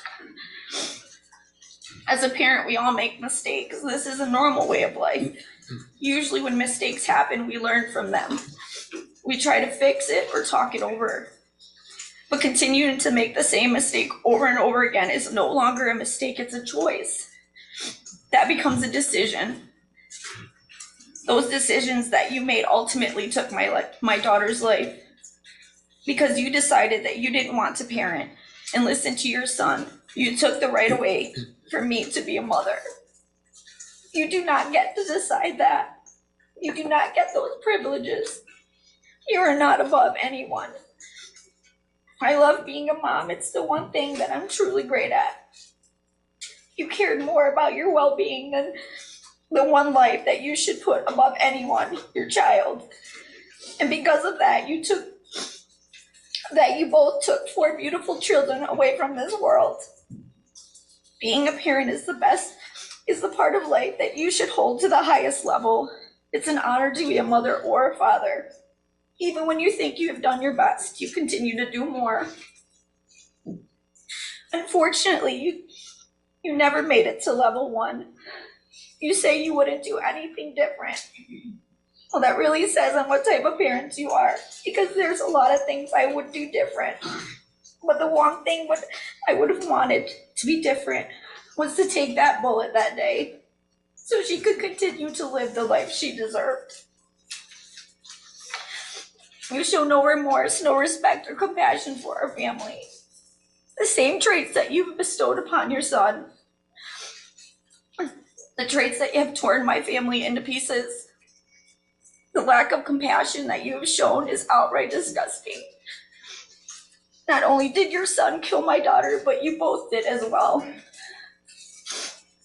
The words involuntary should not be a part of your offense. Everything you did that day, months prior, and days after were voluntary acts of your son to commit a murder. Not just one, but multiple. Shaking your head during a verdict is the utmost disrespectful thing I have ever witnessed. At that moment, you felt your life is more valuable than my daughter's. I will say that will never be true. You created a life that you took for granted. You decided that parenting wasn't a priority. Putting your child first should be the only priority. You didn't, and because of that, I've lost my daughter. I had to get answers after her death. Watching the video, hearing testimony on how your son executed my daughter, watching him put the gun to her head as she covered her head and pulled the trigger. Seeing pictures of her laying in her own pool of blood, knowing her body sat there for hours, that rigor mortis had already started to set in. So that when I identified her, her body was in a state I couldn't imagine. Hearing her sister scream over and over again night after night, watching her family and her friends fall apart. You created all of this. You created your son's life, which then allowed this to be his path, which should be yours as well. You don't get to look away. You don't get to cry. I didn't get that choice. You failed as parents. The punishment that you face will never be enough. It will never bring her back. It will never be a loss that you have suffered, and it will never heal the pain. Because one day you're going to be able to see your son, visit, hear his voice, possibly laugh, maybe see him grow. I will never see that again. The so-called loss that you say you have suffered doesn't even compare to the loss of a child.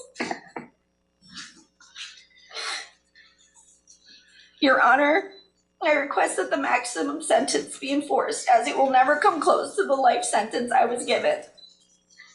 A life sentence that I didn't ask for, but a choice that was made for me. A life that I will suffer because of their negligence. Thank you. Thank you for being here.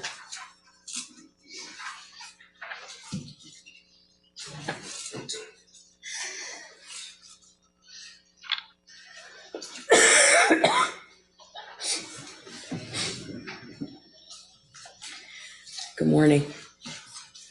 Can you tell me your name? Yes, Jill Suave. All right, go ahead. Yes. Thank you, Honorable Judge Cheryl Matthews, for your time on this case. I know it hasn't been easy on both. Thank you also to Karen McDonald and the entire prosecution team. We appreciate your efforts. Your Honor, my trauma and devastation is hard to put to words, but I have done so in my letter to you. I would also like to mention Justin's brothers, Nathan and Clay. They are now forced to live a life without their beloved middle brother, Justin. My son, Justin, was the least deserving of his fate. He was the best son that any mother could pray for. Justin was brave, spending his final moments protecting a fellow student. He was hardworking, a lettered athlete, a top honor student. He was kind and inclusive to all. He was full of love and joy. His future was so very bright and full of possibilities. His passing has touched so many family members, friends, students, and the community in general. The ripple effects of both James and Jennifer's failures to act have devastated us all. This tragedy was completely preventable. If only they had done something, Your Honor, anything, to shift the course of events on November 30th, then our four angels would be here today, and Justin would be getting ready to celebrate his 20th birthday on the 18th of this month. If only, Your Honor, they had taken their son to get counseling instead of buying him a gun. If only they had secured that gun. If only they had spoken up that day in the counseling office. If only they had checked his backpack. If only they had taken him home or taking him to counseling instead of abandoning him at that school. I wouldn't be standing here today.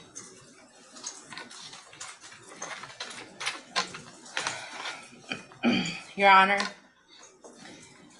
I don't know what's in their hearts. I'm not a mind reader, but I only know the facts of this case. And the facts of this case, both cases, have been deeply disturbing. What I would like to share with the shooter's parents is an example of what love looks like between a mother and her son. This is what Justin wrote to me on one of the last birthdays that we celebrated together. Dear Mom, words cannot describe how thankful I am for you. You have been nothing but an amazing mother for as long as I can remember. Thank you for being a role model. Thank you for showing me what it's like to never give up. You inspire me to do better each and every day. I love you so much. Love, Justin. It is devastating and heartbreaking that it doesn't appear that either of you cherished or even wanted your son. But I wholeheartedly wanted and cherished mine. You have failed your son and you have failed us all. This failure had deadly consequences that can never be undone, that can never be made right. I am asking, Your Honor, for the maximum sentence allowed. Thank you. Thank you for being here. Thank you.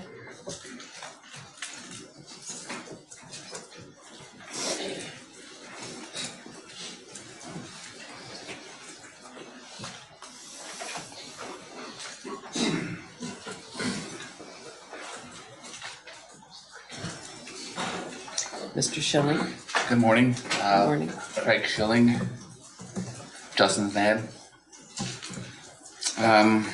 So Honorable Judge Matthews, for the second time in 6 months, I find myself standing in front of a packed courtroom, a victim.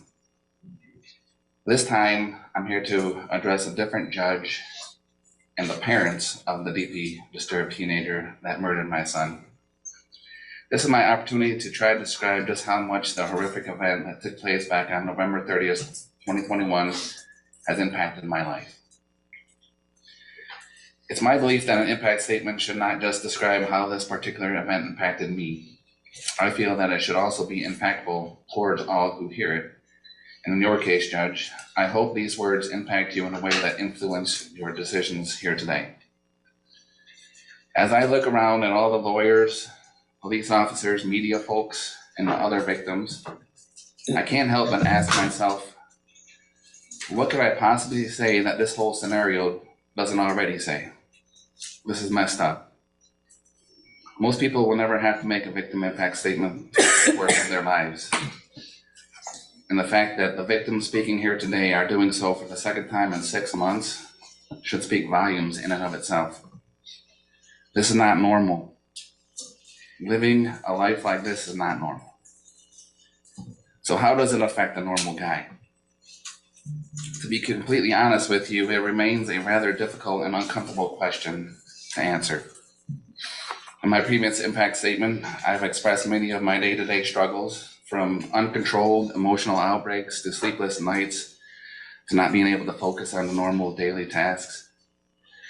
Yeah, it's fair to say that I live every day with pain, anger, heartache, regret, anxiety, stress, you name it.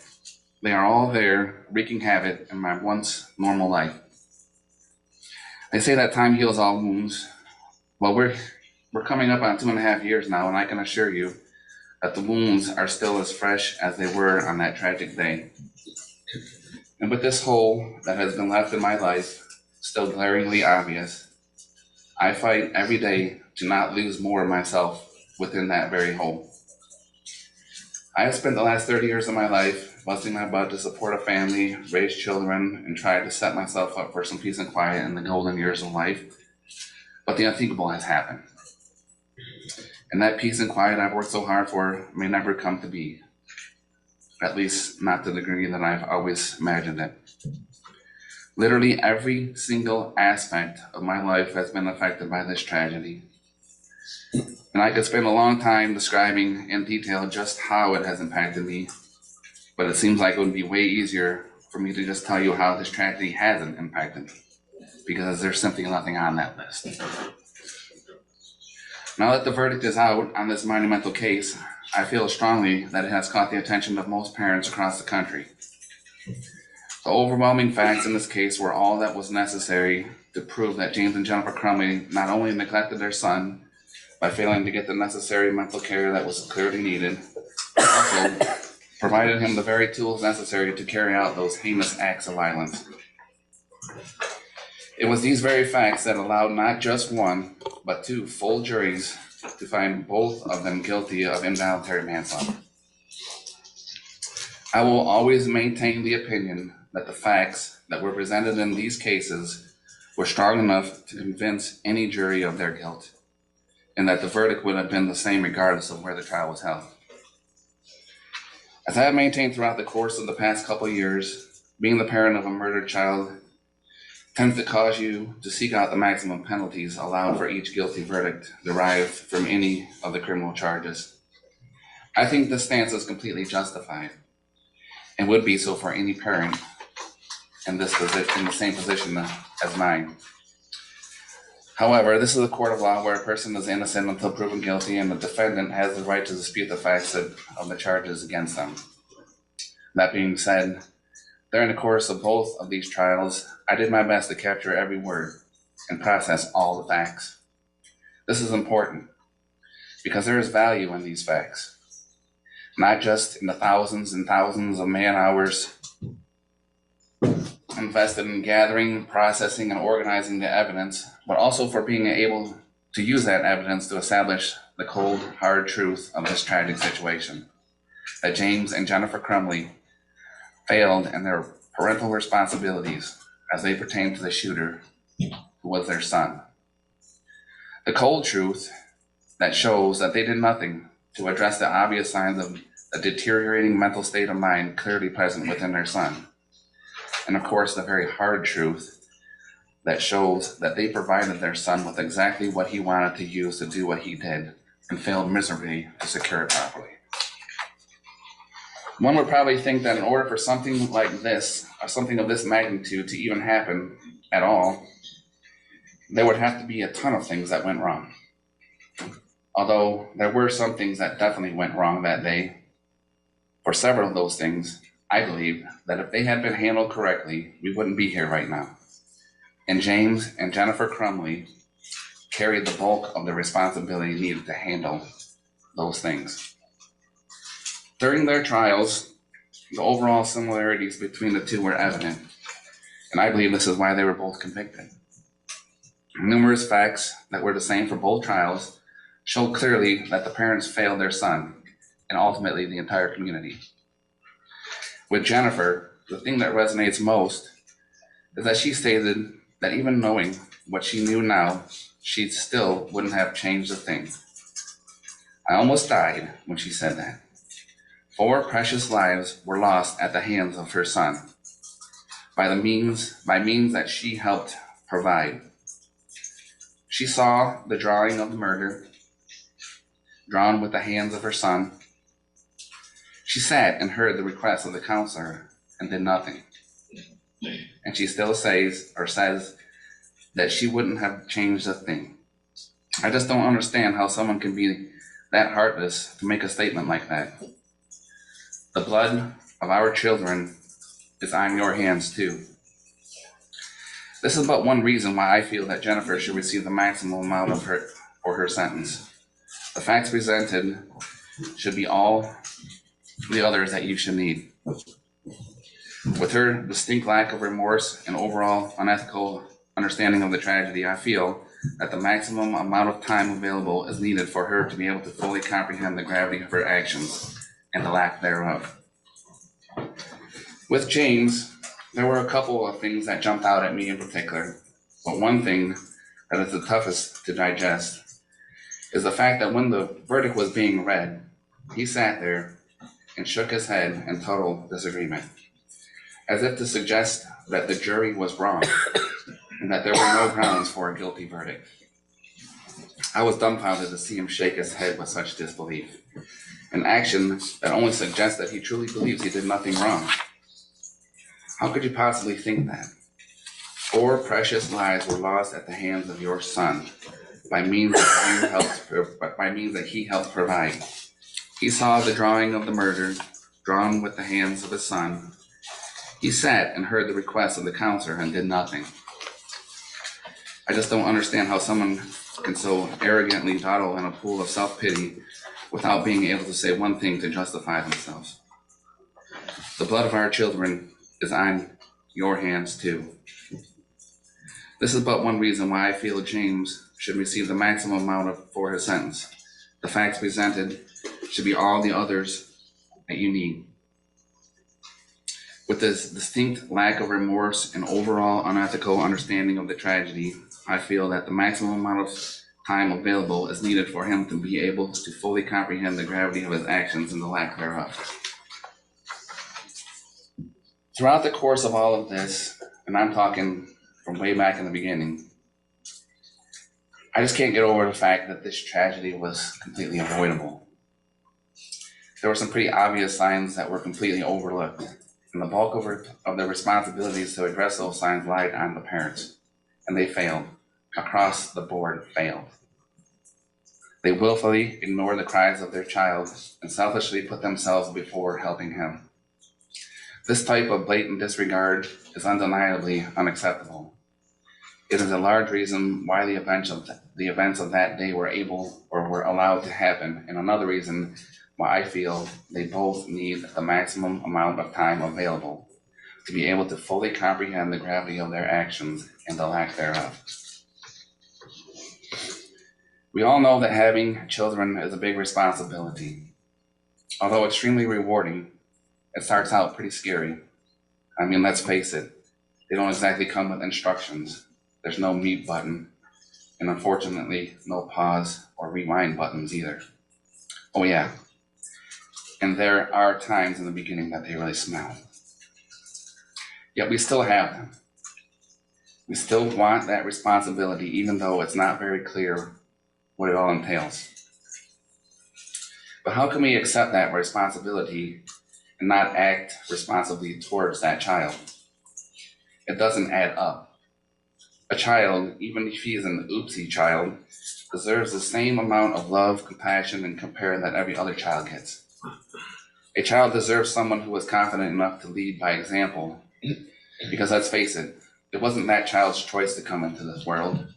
You made them, and it's your responsibility to teach them how to live. It's your responsibility to set a good example.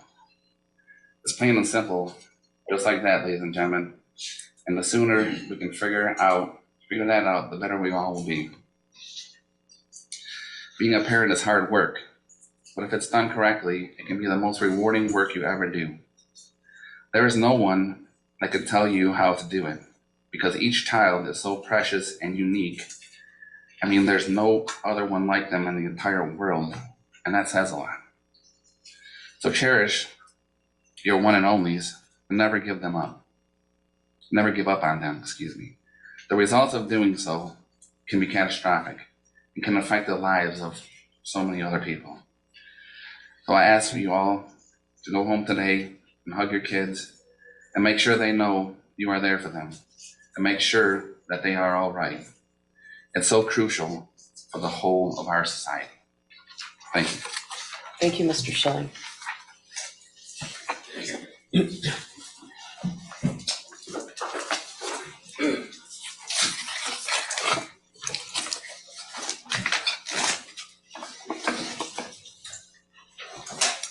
Raina, right?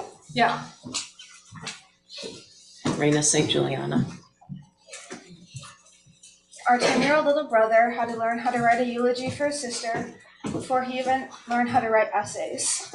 November 30th, 2021, all our parents did was send us off to school. Yet the next time they see Hannah is to recognize her lifeless body in a medical examiner's office. I met up with Hannah and a friend during school that day. When we split ways to go back to class, I just looked back and smiled. I didn't say goodbye. I never got to say goodbye. I never got to remind her that I love her, that she's my everything, the person I want to walk through life with side by side. I thought our future was a given. Of course, she'd play her first high school basketball game that night, get ready for all the other school dances, have her JV and varsity season for all the sports she played, get her driver's license, play her lacrosse season, have her first date, prom, graduation. She never got a chance for any of that. She didn't even get her 15th, 16th, 17th, or 18th birthday. These are only some of the high school experiences she never got to have, but it is absolutely nothing compared to the rest of everything she had going for her future. That list is eternal. Hannah's life had only started to begin. 12:51 p.m., November 30th, 2021, that was the moment I became aware of the fragility of our mortality. Hannah, who was healthy, Hannah, who was only 14, shot 4 times. 12.5% of the bullets shot that day were at her. She took her last breath in her own pool of blood in a school she hadn't even been in for 3 months. Alone for 7 minutes while police passed by her, bleeding out as a security guard failed to put a tourniquet on her, dying as EMS took more than 10 minutes after the shooter had been detained to even give aid to her. Our Japanese grandma would often worry about anything bad happening to us because she knew how dangerous it is here compared to Japan. She told me on FaceTime that Hana would respond with a laugh, saying, "Don't worry, I'm a fast runner, I'll outrun them." It wasn't possible for Hana to outrun the bullets bought by you, Jennifer Crumbley, which were fired by the 9mm Sig Sauer that you, James, gifted to your son. Both used to murder Hana, Justin, Tate, and Madison. The fact is, no matter what you try to make yourself believe, Jennifer, you did fail as a parent, both of you. To love and to be loved, that is the human experience. It was up to you guys to show your son that. Instead of giving quality time and compassion, you gift your son a gun you knew caused extraordinary damage. There's a reason your kid didn't use the other 2 firearms or the .22 ammunition you own. I believe your actions cannot even be confined into the word failure. Your mistakes created our everlasting nightmare. So yes, you are still a danger to society, because even after serving 2 years, you have yet to admit to your wrongdoings. And we know that when we do not learn from our mistakes, we repeat history. You call yourself a victim. The difference between you and Hana, Justin, Tate, and Madison, you and my family, you and all the students there that day, is that we didn't have a hand in causing this. You caused the most cruel thing I could ever imagine. You guys made loving Hana so painful. That is not a narrative, that is reality. For that, unless you have a time machine or the ability to stop time, there is no existing punishment or rehabilitation that will ever be enough. Because there is no way that the one life I now have to live without Hana, my little sister, my best friend, my other half. To me, that makes the maximum sentence being 15 years too short. Hana didn't even have 15 years to live. Jennifer, you stated that even after knowing everything you know now, you wouldn't do anything different. I cannot fathom that. I would do anything to hear her footsteps coming up the stairs. You don't have to roll your eyes, it's on video that she said that. To not have an empty seat at the dining table, to have her come into my room and ask which clothes to order, to see her napping on the couch, to laugh and share a look when we accidentally say the same thing at the same time. There's not a day that goes by that I wish I hadn't run out of that building. If I knew what I know now, I would do everything differently in a heartbeat. I hope time makes you think differently. One day, I hope you would have chosen to care for your son, teach him how to love and to be loved, that you would not choose to buy the bullets that enter children's bodies, that you would not choose to omit relevant important information to the counselor Sean Hopkins and Dean of Students Nicholas Ejak that could have helped their incompetent brains and one shared brain cell to decide to act and search the backpack, that you wouldn't still choose to hide from accountability when you're the reason we had to hide for our lives, that you would choose to save Hana, Justin, Tate, and Madison.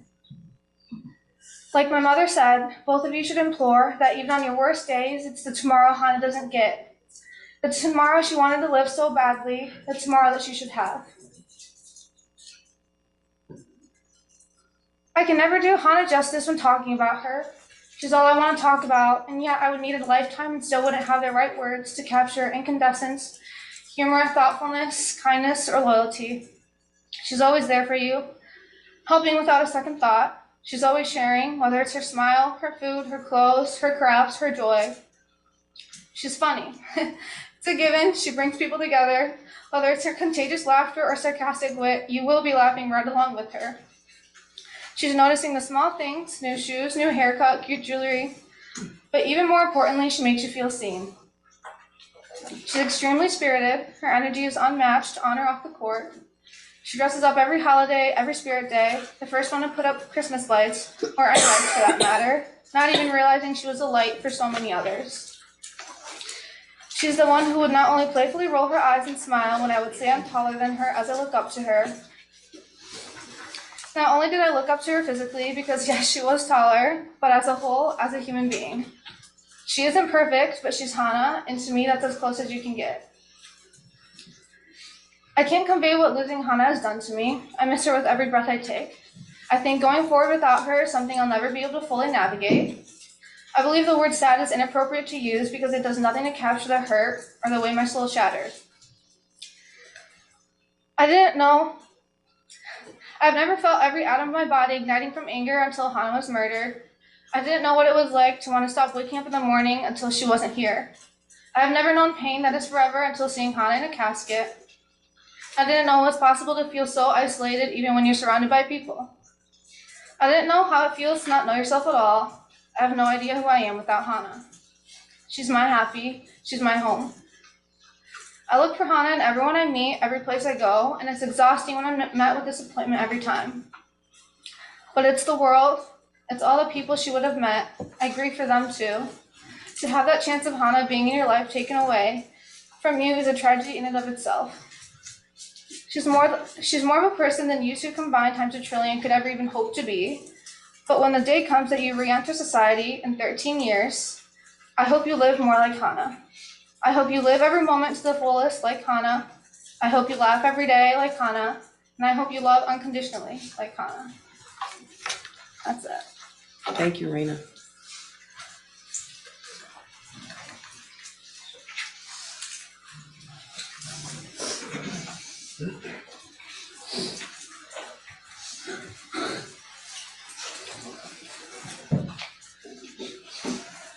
Mr. St. Juliana. Thank you. I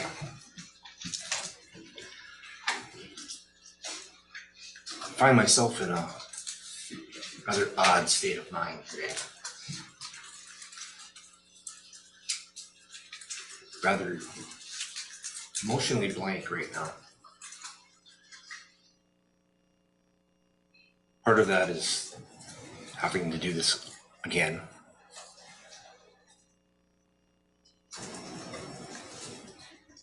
Part of that is I'm mostly a private person, and the idea of having to pour my heart out again is irritating. And I can't match the eloquent words that have come before me from the previous impact statements. So I'll limit my words today. The defendants, through their choices, through their indifference and gross negligence, enabled their son to murder my daughter, Hannah, and 3 other children. They chose to stay quiet. They chose to ignore the warning signs. And now, as we've heard through all of the objections, they continue to choose to blame everyone but themselves. Every single objection, I think that the council said this morning, put the blame somewhere else, their son, not them.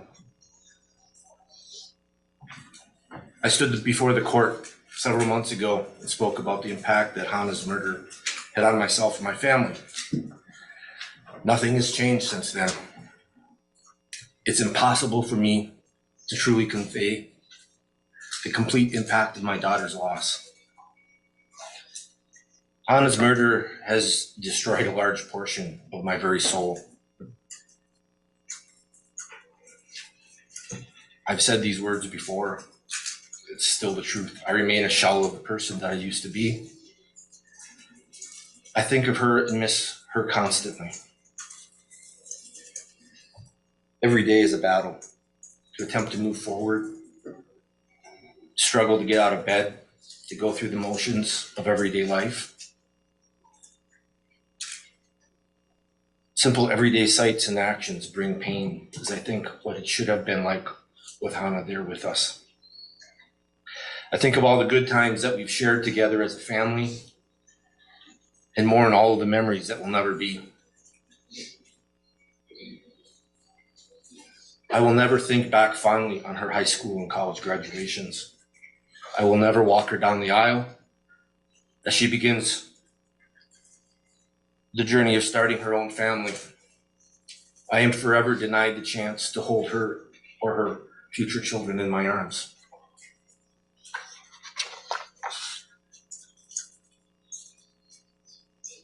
Few words describing Hannah can in no way fully capture her truly beautiful, caring soul or impart her unlimited potential. Hannah was absolutely beautiful and thoughtful person. She was always the first person to notice when someone had a problem and the first to go out of her way to offer help. She was incredibly curious and talented. She continually tried new things. She crafted homemade jewelry, tried cooking her own recipes, and played several sports. She was a record holder in track and a leader of her school volleyball and basketball teams. She also hoped to join her older sister on the lacrosse team in the spring. She had aspirations of a career dedicated to helping people. All of this is lost because of the defendant's actions and choices. My position regarding the defendant's sentencing and their future has evolved through their trials. At first, I was focused on the importance of getting a guilty verdict, to have the message conveyed to the public that this type of behavior and choices are not acceptable. I didn't have strong feelings about their sentencing. It was just something that would be determined by the system. My view, however, has changed as the defendant's level of defiance has grown. Instead of acknowledging any mistakes, they continue to show no remorse. They take no accountability. They and their lawyers continue to try to change the narrative and portray the defendants as victims of the prosecution team. They blame everyone but themselves and make threats of retribution. The facts have already been presented. The jury has found them guilty. Multiple juries have found them guilty. Hannah, Madison, Tate, and Justin are the ones who have lost everything, not the defendants. As such, I ask that this court to sentence the defendants to the maximum allowable penalty of 10 to 15 years in prison. Thank you. Thank you, Mr. St. Juliana. Thank you for being here.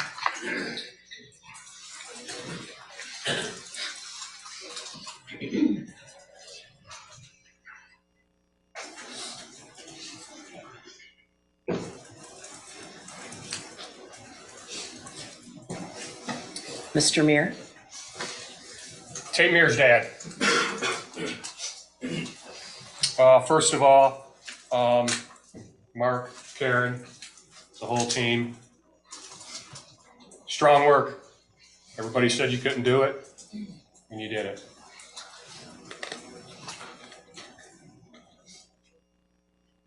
For our family, it's not time to celebrate.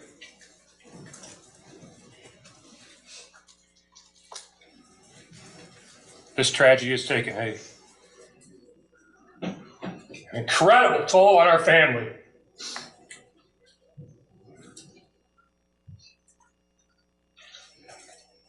So our family's not going to give the Crumbley family a second of our time up here.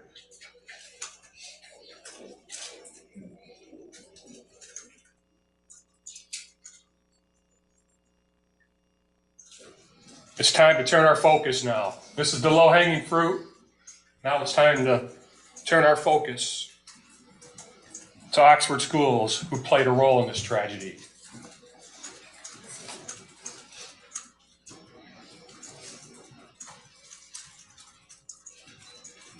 You know, I hear this morning when we're listening to all the objections and hear Sharon talking about protecting the criminals, civil rights, constitutional rights. Where's my rights being protected?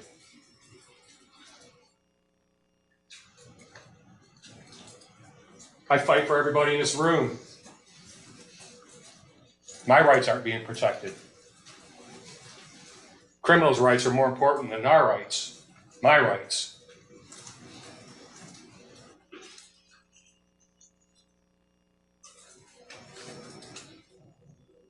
We are ready for our government to perform an investigation on this tragedy. Many don't know that our government has not investigated this murder. A pre-shooting investigation, a day of the shooting investigation, and a deep dive investigation into the horrible response to this tragedy. the disrespect shown to us families. The simple things, like trauma training for somebody like a Sheriff Bouchard, who we got to talk to on the day that we got to go identify Tate. And he referred to Tate as a girl because he was too busy that night working to cover it up, instead of learning about every kid, Tate, Hannah, Justin, and Madison.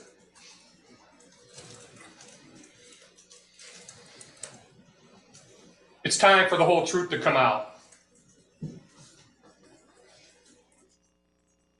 It's time to learn from this, from the purchase of the gun to the response. That's when real change happens, is when we can look at something and we can evaluate it, apply lessons learned. That's when real change happens. So Hannah, St. Juliana's family ready for the truth? Justin Schilling's family ready to hear the truth?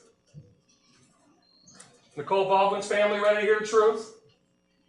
Tate Mears' family's ready to hear the truth. Quit denying us that. It's time to drive real change from this tragedy. Thank you, Mr. Mayor.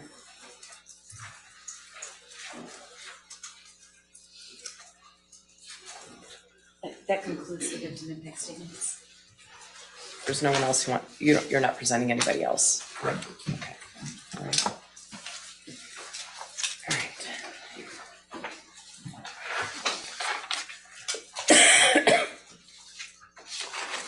All right. Ms. Smith, what would you like to say on behalf of your client? Your Honor, my client would also like to make a statement. Would you like me to? Of course. Okay. Of course. You may both allocute, for sure. Thank you. For sure. I didn't know which order you wanted to. Either way, either one first. It's up to you. You or your client. Would you like to go first, or would you like me to go first? I can go first. Okay. Do I stay here? You can stay there, yeah. Your Honor, is there any way she can have this handcuff off, because she has multiple pages? I'm okay, but I'm right here, I don't have to like shuffle. You're okay? I'll be okay. Okay. I don't know if I'm allowed to Okay. It's have okay. more than one hand. She said she's okay. It's okay. Go ahead, Ms. Crumbley. I sit here today to express my deepest sorrow for the families of Hannah, Tate, Madison, Justin, and to all those affected on November 30th, 2021. The gravity and weight this has taken on my heart and soul cannot be expressed into words. Just as I know there is nothing I can say that's going to ease the pain and suffering of the victims and their families. There's a quote I heard that rang true. Grief. For those of you who understand, no explanation is needed. And for those of us who do not, no description is possible. I've taken countless nights of lament over the anguish and shame I carry, knowing what my son did, the harm he caused to innocent lives, the families, and to the entire Oxford community. I pray all the victims are the embodiment of God's mercy and peace, and that he heals your broken spirits. When I was on the stand, I was asked if I would have done anything different. I was horrified to learn my answer I would not have was completely misunderstood. That answer is true because my son did seem so normal. I didn't have a reason to do anything different. This was not something I foresaw. That was the intention of my answer and how I interpreted the question. With the benefit of hindsight and the information I have now, my answer would be drastically different. If I even thought my son could be capable of crimes like these, things would have absolutely been different. Even worse, when I learned during the police investigation that he had been planning a school shooting before November 30th. He was not the son I woke up, though he was not the son I knew when I woke up on November 30th. The Ethan I knew was a good, quiet kid. He loved his pets, family vacations. My husband and I used to say we had the perfect kid. I truly believed that. And that's who I saw and thought I knew. As the details started emerging during discovery, I was horrified to learn concerning behaviors my son was reported doing at school. Refusing to take a makeup test he told us he took. Sleeping in class. Drawing pictures of guns on his assignments. Writing, quote, "My family is a mistake." Watching a video in class of a mass shooting that fatal day, along with internal communications that took place between his teachers and counselor, Mr. Hopkins. That he is, quote, "on my radar," and, quote, "he seems to be having a rough time," was never disclosed to us, his parents. The school claimed this was not abnormal behavior because of the pandemic and Oxford being a, quote, "gun community." To say I was furious to learn this information is an understatement. This is not normal behavior to us and very different than what Ethan led us to believe was happening at school. Not only were we left in the dark about previous concerning behavior, but in the counselor's office that morning, none of those previous issues were brought to our attention. I can't stop thinking, had they have been, the conversation that morning would have been much different. That we would have taken a deep dive into what's really been going on with my son. I wonder if Hopkins and EJAC have those same regrets too. Instead, we were led to believe, not only from Hopkins and EJAC, but from Ethan as well, that this was an isolated event. We felt confident in trusting the professional's advice to let him stay in school that day. Quote, he does not pose a threat to himself or others. It was suggested that him being around peers would probably be good. We agreed. We were never asked to take him home that day. If that was discussed as the best course of action, we would have obliged. The prosecution keeps saying we didn't give them the big picture that morning in the counselor's office. But what they failed to acknowledge is the bigger picture the school did not give us. I'm not the same person I was prior to November 30th, 2021. This tragedy has changed who I am and has taught me some very valuable lessons. It's said in suffering, we gain wisdom. I've also gained God. In the quiet hours of myself, I prayed to him about the deep impact this tragedy has had on the families and the endless pain no one should ever have to feel. For it is God who holds a true understanding of our pain. I've also learned to depend on him for peace and strength. Alone, I'm not strong enough. I've learned that we cannot tell or predict what will happen to us in this life. One day you wake up and everything can change. We can, however, decide what happens in us, how we take it, what we do with it. And that's what really matters in the end. That's the test of living, is how we take the unimaginable, the tragedies, the raw hardships, and make them a thing of worth and beauty. I've also learned to never think this could not happen to you, and stereotype that bad kids come from bad parents. The prosecution has tried to mold us into the type of parents society wants to believe are so horrible, only a school or mass shooter could be bred from. This is a very fatal assumption to have. We were good parents. We were the average family. We weren't perfect, but we loved our son and each other tremendously. Everything we strived for was to make sure our son had the best life we could give him, to grow up with traditions and experiences we had, to be the best person he could be. I know we did our best. The love I have for our son, mixed with regret for not seeing what was ahead, weighs heavily on me. My point is, this could be any parent up here in my shoes. Ethan could be your child, could be your grandchild, your niece, your nephew, your brother, your sister. Your child can make a fatal decision, not just with the gun, but a knife, a vehicle, intentionally or unintentionally. If there's anything the general public can take away from this, is that this could happen to you too.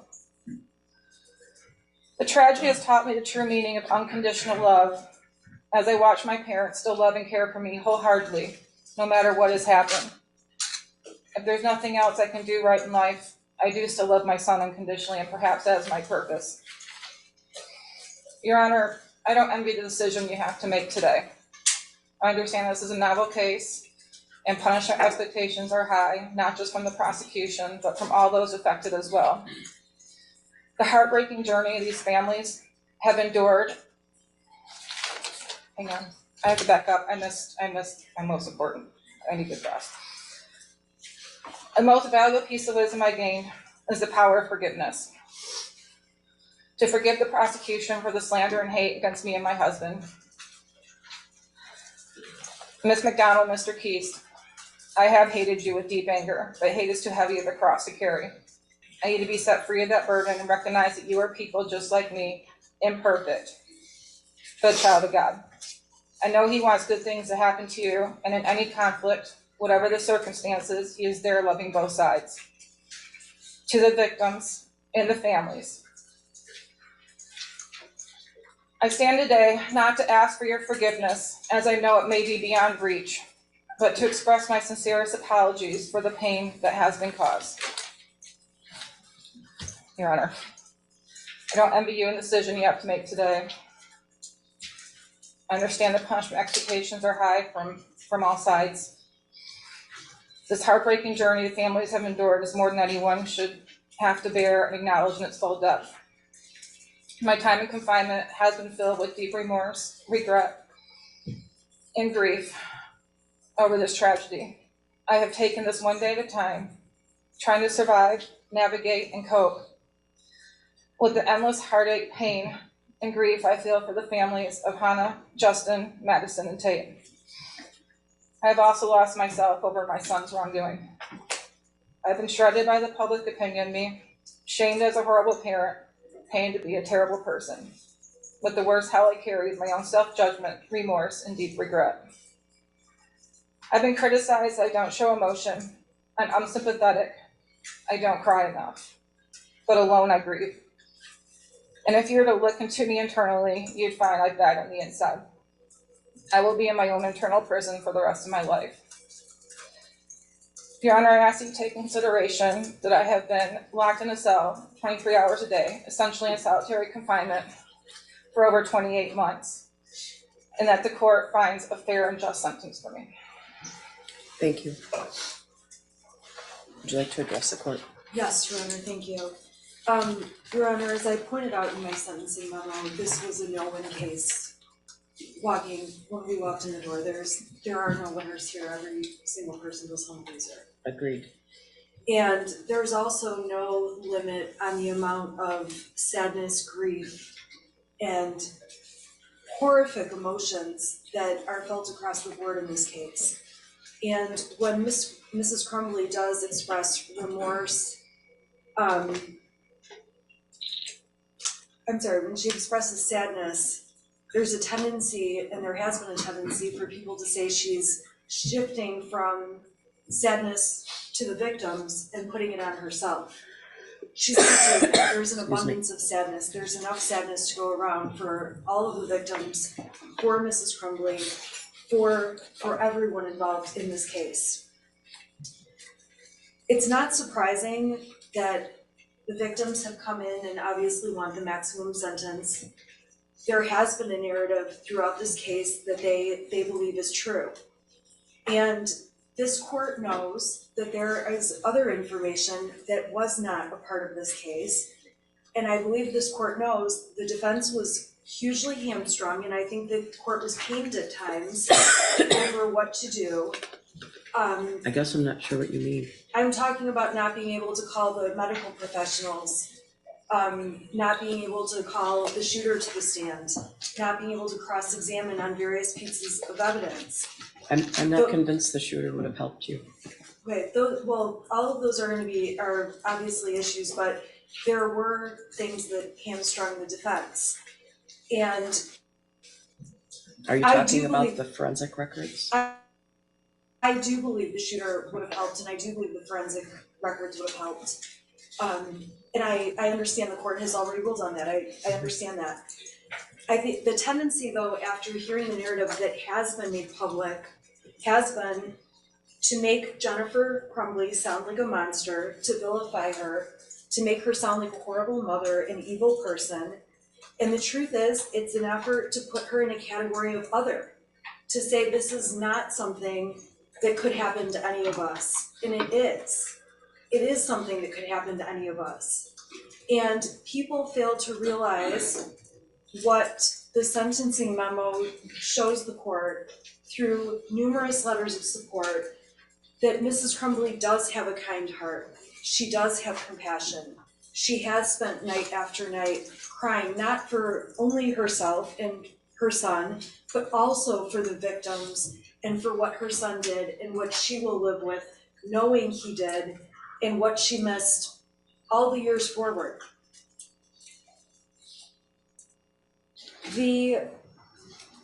At the end of the day, we ask the court to look at Mrs. Crumbley's role in the offenses.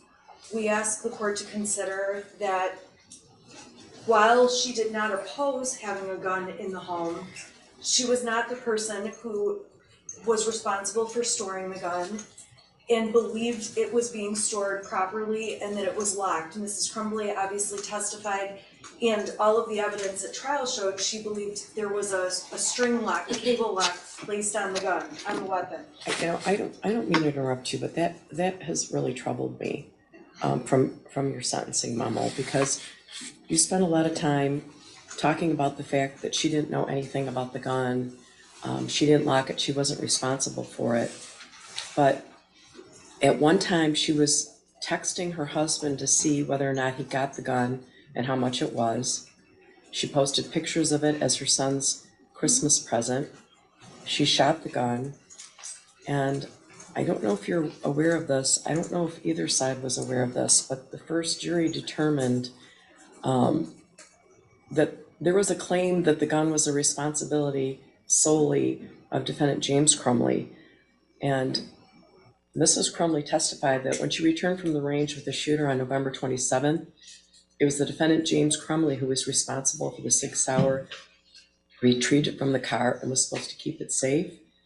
The first jury recognized that the GPS admitted in the case shows that even prior to defendant James Crumbley returning to the house, the shooter was videotaping the unlocked Sig Sauer in the kitchen of the home. So that's not true. That's not true. She also testified that a key to the cable lock was kept in a beer stein in the kitchen, but it's clear that the cable lock was clearly never opened. Your Honor, first of all, the jury's finding about the timing of the GPS and when the gun video was made is not correct. The evidence at trial did not support that. We know that's not correct. Mrs. Crumbley left the gun in the car so that James Crumbley could put the gun in the house and store it correctly. Mrs. Crumbley, there were multiple cable locks in that house because there was more than one cable lock. There was not just the cable lock that was on the Sig Sauer. There was more than one. I don't recall that. There were not more than one found, but whatever Ethan Crumbley did with the cable lock from the Sig Sauer, we don't know. The gun wasn't locked. Your Honor, okay, actually, during Mrs. Crumbley's trial, it was not proven that the gun was not locked. I don't know what happened at James Crumbley's trial. You know about his statements. That gun was never locked. Whose statements? Mr. Crumbley's statements. Mr. Crumbley and Mrs. Crumbley talked about how the gun had been locked. In all of the evidence I saw. Well, Your Honor, obviously we have factual disputes. Go on. I don't think the evidence has shown that she had no involvement with the gun.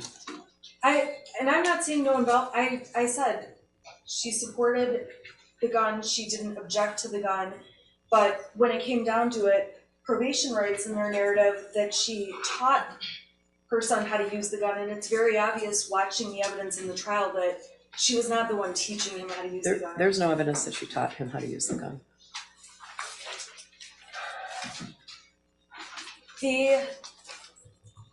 When Mrs. Crumbley spoke, she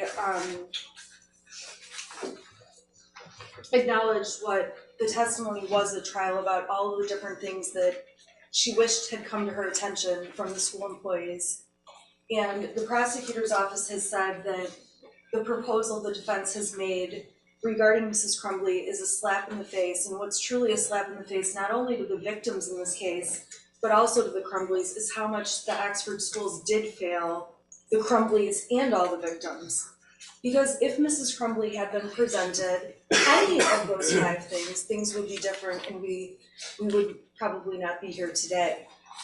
I am asking this court, I know the court of public opinion is running high right now, emotions are running very high. There are many, many complicated issues with this case. It is a dynamic and different case than most cases. Mrs. Crumbley does have a good heart. This is a woman who had no felony history. This is a working mom who was very busy, did have a hobby. I don't think there's anything wrong with those things. I'm just saying, largely the evidence at trial were some of those things, and Mrs. Crumbley did have an enormous amount of love for her son, and what she has been painted out to be in the media and throughout this case, and even throughout the victim impact statements today, is just not congruent with the people who know Mrs. Crumbley and know her heart. It's also not congruent with the text messages she sent right after the shooting about how she wished she would have died instead of one of the kids. I don't think the verdict was about how feeling she is or how sad she is. I think the verdict was about the behaviors that led up to that day. Well, there has been an enormous amount of criticism about whether or not she's sad enough, and there was cross-examination extensively about whether she cried or not enough on the stand, or when during the videos that were played of police interviews and things like that. And then on the same hand, I don't doubt that they were both in shock. I don't doubt that. And at the end of the day, though, when she did cry, there was an objection about crying. And so Mrs. Crumbley from the very beginning has been damned no matter what way she went. This was the most horrific thing that could have happened to the community, to the victims, to these families. Absolutely horrific. At the end of the day, however, it's a unique and complicated case, and that is why I proposed the sentence I did. I don't believe the sentencing guidelines take into account the very unique situation that we have in this case with a young man who will be in prison forever. I'm asking the court to keep that in mind, and please keep in mind the other arguments throughout the memo. I think you know that I read everything you submit. I do, and I appreciate that, thank you. Do you want to respond now, or do you want to hear from Ms. Lehman first? I prefer just to be able to respond once, Your Honor. Are you okay with that? That's fine, Your Honor. All right, would you like to address the court, or would you like your client to address the court first? Would you like to address the court, James? I would. Yes, Your Honor. Mr. Crumbley will address the court. For the record, he does have something typed out that I typed out for him, so it was bigger and easier for him to read, Your Honor. Okay. You can't do both. No, she said she cannot tell them to do both. What's that? He would, Your Honor, there was some confusion about whether or not he could get his second handcuff off. I was just clarifying, the court said she cannot tell the sheriff's I would have to office. ask the deputies, does he have to keep one handcuff? Yeah. Yes. Okay. I was just clarifying, Your Honor, thank you.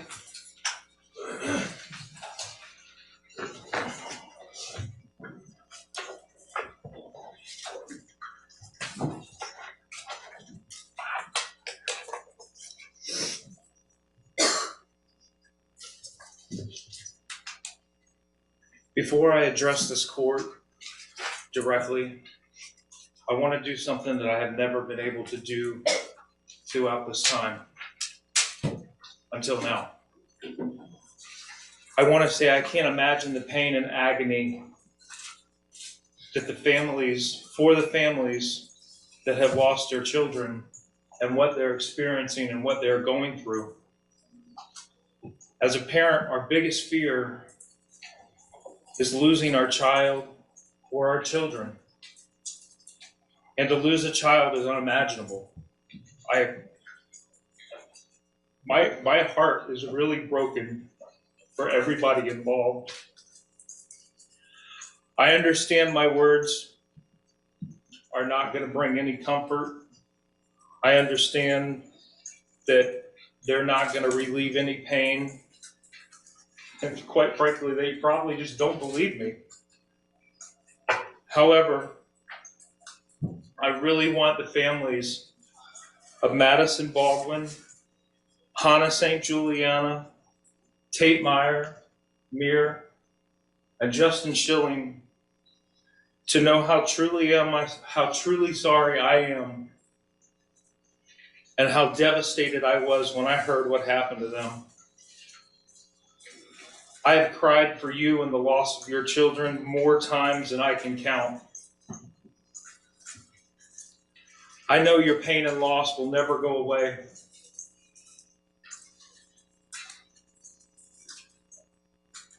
Part of you will be missing forever. But please know that I am truly very sorry. I am sorry for your loss as a result of what my son did. I cannot express how much I wish that I had known what was going on with him or what was going to happen. Because I absolutely would have done a lot of things differently.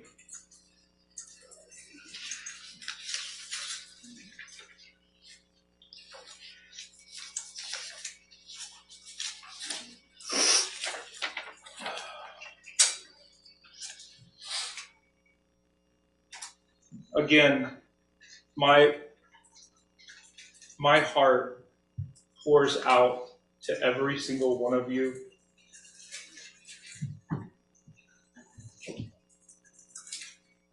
It really does.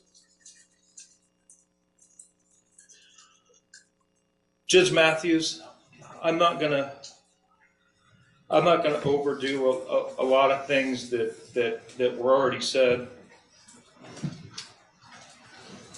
But I know the full amount of pressure that you have on you and the responsibility that has been placed on you throughout this case. I have the utmost respect for you, and I'm simply going to ask that you sentence me in a fair and just way. You presided over my trial and heard the evidence that was presented against me. You know that what my son did, I was not aware of, or that he was planning it, or that he obtained access to the firearms in my house. There was absolutely no evidence that suggested that. As my attorney has told you, I've been on lockdown for 23 hours a day. I've not been able to speak to my son since November 30th, and I have not been able to speak with my wife since December 3rd. I know that I have experienced pales in compassion to what those families who lost their children and countless other victims experience every day because of what my son did. But I want you to know I too grieve for everyone, as I have explained. For everyone that's been affected by what my son pled guilty to doing. And I'll continue to feel this pain for the rest of my life as well. If I could go back and change things, if I could go back and do things differently, and maybe none of us would be here today. So again, I ask Your Honor to impose a just and fair sentence based on the truth about what you heard during my trial. I'm asking the court to sentence me to time served and place me on probation for the maximum time allowed with the GPS tether for as long as the court deems necessary. I also want to address one last thing.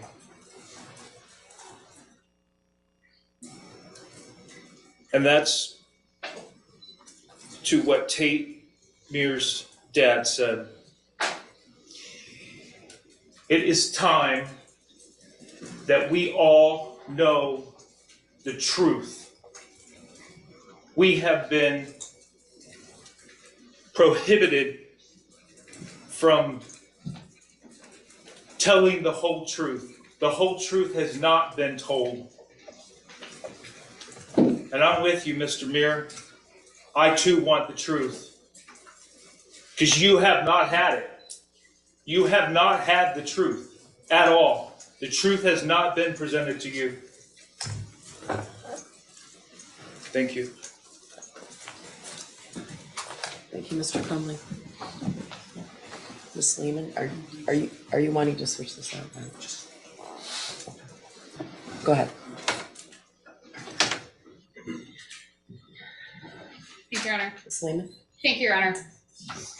I did submit a sentencing memorandum, Your Honor. I'm not going to belabor the points that I made in my memorandum, as I do believe that it was thorough. However, I do want to note for the court that, especially in statements that have been made about James, that he lacks remorse, that he doesn't feel bad, that he's trying to put off responsibility on everyone but himself, that he's allegedly made threats toward the elected prosecutor.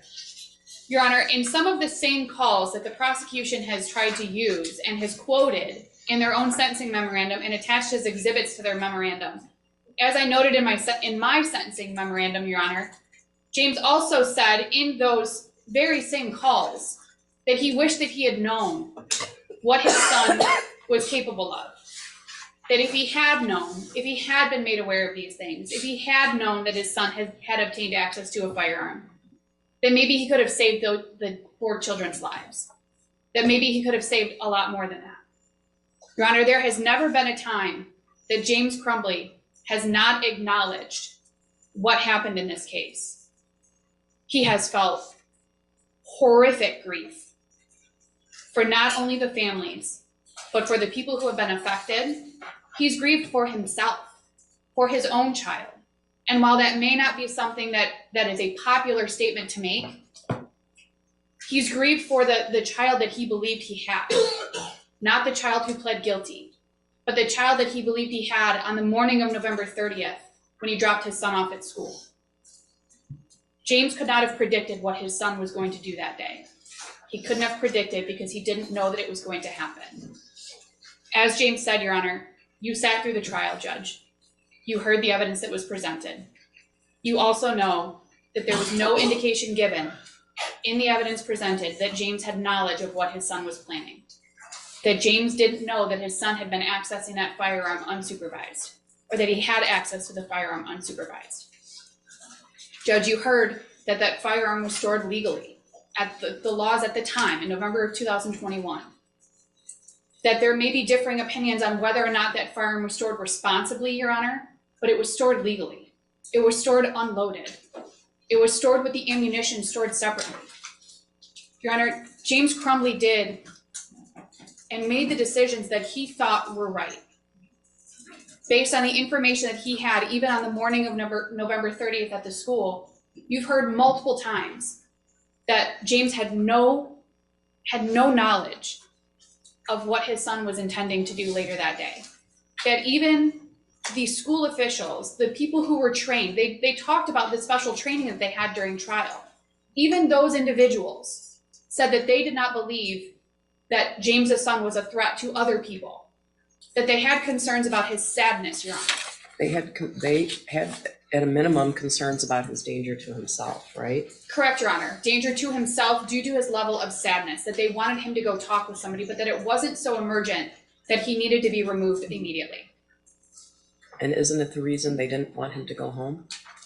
Your Honor, there's some dispute as to whether or not the testimony from the school is accurate as to what actually occurred in that office. And Judge, I don't want to try and retry the case. I don't think it serves anyone. I understand. Or benefits anyone. But I do want this court to be aware, and Your Honor, you observed James during the trial. You're aware that he had difficulties throughout the trial. He showed emotion. He struggled with some of the things that he heard and saw. I don't know how anyone couldn't have. I agree, Your Honor. I agree. And as I've acknowledged numerous times throughout this case and throughout the trial, it is an incredibly emotional trial. Today is incredibly emotional for everyone involved. I echo what Ms. Smith said. There are no winners here. Everyone has lost in Well, this case. I think that Ms. Smith said in her sentencing memo that it's possible to be sad for everyone here, not just the victims, for the Crumbleys as well. It's possible to be sad for everyone. And I agree with that, Your Honor. I did ask the court to sentence James to time served. I am going to echo his request for a period of supervision with a GPS tether. I understand that the court, we do object to some scoring. I understand that, again, the court has significantly strong pressure. The emotions run high in this case, Your Honor. I don't envy what you have to do. However, I am asking that you consider my request. Thank you, Your Honor. Thank you, Ms. Lehman. Prosecutor. Your Honor, I just have to correct some facts. The allegations that Jennifer and James Crumbley were left in the dark just are not true, and the evidence at trial does not show that. The evidence presented at trial that as late back as March, the 9th, 17th, and the 20th text messages about from their son to Jennifer Crumbley that he was seeing things. In April, his text messages to his friends indicate he asked for help. His mother laughed at him. April 28th, Jennifer told his friend's mother that he was depressed. There were multiple visits to the gun range. There was 2 guns purchased for him. The Crumbleys were aware that he was struggling in school, and in fact, they had a rather, I would say, critical fight the night before, which is all detailed, incidentally, and as well as where the gun actually was in the shooter's statements, his plea, and the multiple statements he made to the psychiatrist, the very same things. They stand here and say, oh, if only we could have called them. Well, calling those individuals would have resulted in all of the claims that's inconsistent with what he said, and it's inconsistent with what the psychiatrist testified to in the Miller hearing. So I had no intention of addressing this, but it was brought up, so I feel as if I have to, and I have a duty to do so. They were concerned. The evidence showed that. They were very concerned. They were concerned about the drying, and they were concerned based on the fact that they were called to school. Jennifer Crumbley's own statements acknowledges she was called to the school. They wanted him to get help. She said she had to go back to work, but they said that he could stay. None of that, by the way, is in dispute, and that she left. This insinuation that if only I had known he was sleeping in class and teachers might have been concerned, then none of this would have happened, is at the core of why you saw 6 people standing here and saying there's no remorse or accountability. And I want to be clear, remorse does not sound like I feel really bad. I'm sure they do. I don't dispute they feel bad. I don't dispute they have grief. That's not the kind of remorse and accountability these victims are looking for. What that looks like is we messed up. We should have done this and we didn't, and we are very sorry. And that has not happened, which is what we're talking about here and what you heard the victims say. I don't want to belabor any more that we had to in the trial. I have a deep respect for Ms. Lehman, but the facts of this and the elements of this case simply are not that the prosecution had to show that he had actual knowledge and he could predict and he knew exactly what his son was going to do. Those are not the elements of the crime. It's not what the jury was required to find, and it has nothing to do with their actual conviction. Jennifer Crumbley and James Crumbley were not convicted based on a narrative.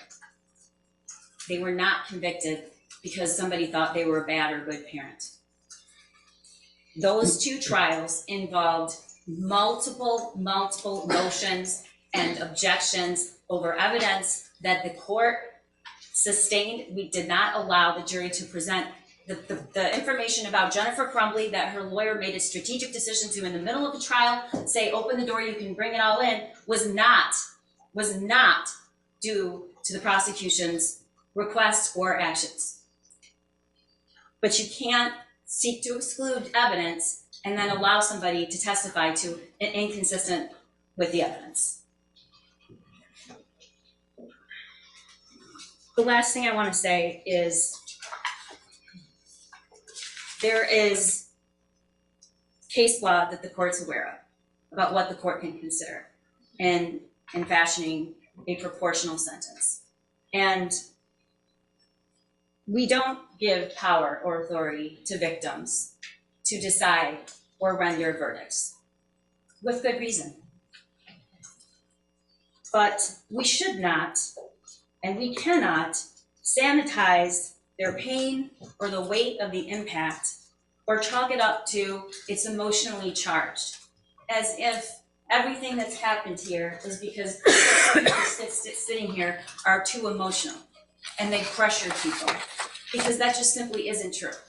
And not only should you consider the weight and the impact of the defendant's actions and inactions, you are required to, pursuant to the case law. It is one of the factors to consider, the severity and the impact of the crime. We've heard a lot about it's not what happened in the school. And while I understand that the negligence, the gross negligence that occurred happened before what happened in that day when he left that bathroom and started firing the 9mm and killing 4 kids, I understand that. But it is absolutely about what James and Jennifer did and what they didn't do, and the gross negligence that caused those acts. This is what it looks like. This is what it looks like. When 2 parents have the ability and are in the best position and have the most knowledge and need to protect other kids, and they do nothing. This is what it looks like. They do nothing, and then they come here today and they claim they're victims of the school, of the prosecution, of the emotional tensions of public opinion. But there were 2 long and rigorous and detailed trials that included multiple victims and witnesses who testified under oath, with hundreds of exhibits presented to the juries, with the safeguard of this court allowing what they could see and what they couldn't see, and they were defended by 2 attorneys aptly and vigorously. That is what this conviction is about. And when fashioning a sentence, it is absolutely critical that you listen and consider the impact of what that gross negligence caused. So we're asking you to exceed the guidelines, because I believe all of the factors pursuant to the case law, with the necessary consideration of the impact of these crimes, justifies you to do. We're asking you, the people are asking you, Your Honor, to consider the devastating impact of their gross negligence that was foreseeable. Help me. Blood everywhere. The world is dead. All the while, a 9mm had just been purchased for him, and 50 rounds of ammunition. Both things can be true, Your Honor. You can fashion proportionate sentence, but not ignore the unimaginable loss and a grief that these parents are enduring. Because they will never get back another moment with Tate, or Hannah, or Justin, or Madison. And this is what it looks like. Thank you. Thank you. I guess I would like to say briefly to the families, considering your immeasurable grief, it's completely understandable to hate everything associated with these proceedings. I spent both trials looking out at all the family members, and I wonder to myself, I was looking straight on at Mr. St. Juliana, whether or not he'll ever smile again. And that's very difficult. I'm very aware of my job in this situation, very aware of my job, to not be swayed by public opinion, by media, by any of those different things. I can't and will not pretend to understand the pain the families are experiencing, but I did sit through these trials with you. I saw what you saw, I heard what you heard, so I can and will offer my deepest and most sincere condolences for your unfathomable losses. It's as I just said, it's not my role, it's not the role of the court system to make an example of the defendants. However, it is a goal of sentencing to act as a deterrent. These charges are not jury edicts about gun ownership or keeping a gun in a private home. All of the jurors in both trials agreed that they understood that. Parenting is a complex job. Parenting practices around the world share the goals of ensuring health and safety, preparation for life as a productive adult, and transmission of cultural values. Parents are not expected to be psychic. But these convictions are not about poor parenting. These convictions confirm repeated acts or lack of acts that could have halted an oncoming runaway train, about repeatedly ignoring things that would make a reasonable person feel the hair on the back of their neck stand up. Opportunity knocked over and over again, louder and louder, and was ignored. No one answered, and these two people should have and sure didn't.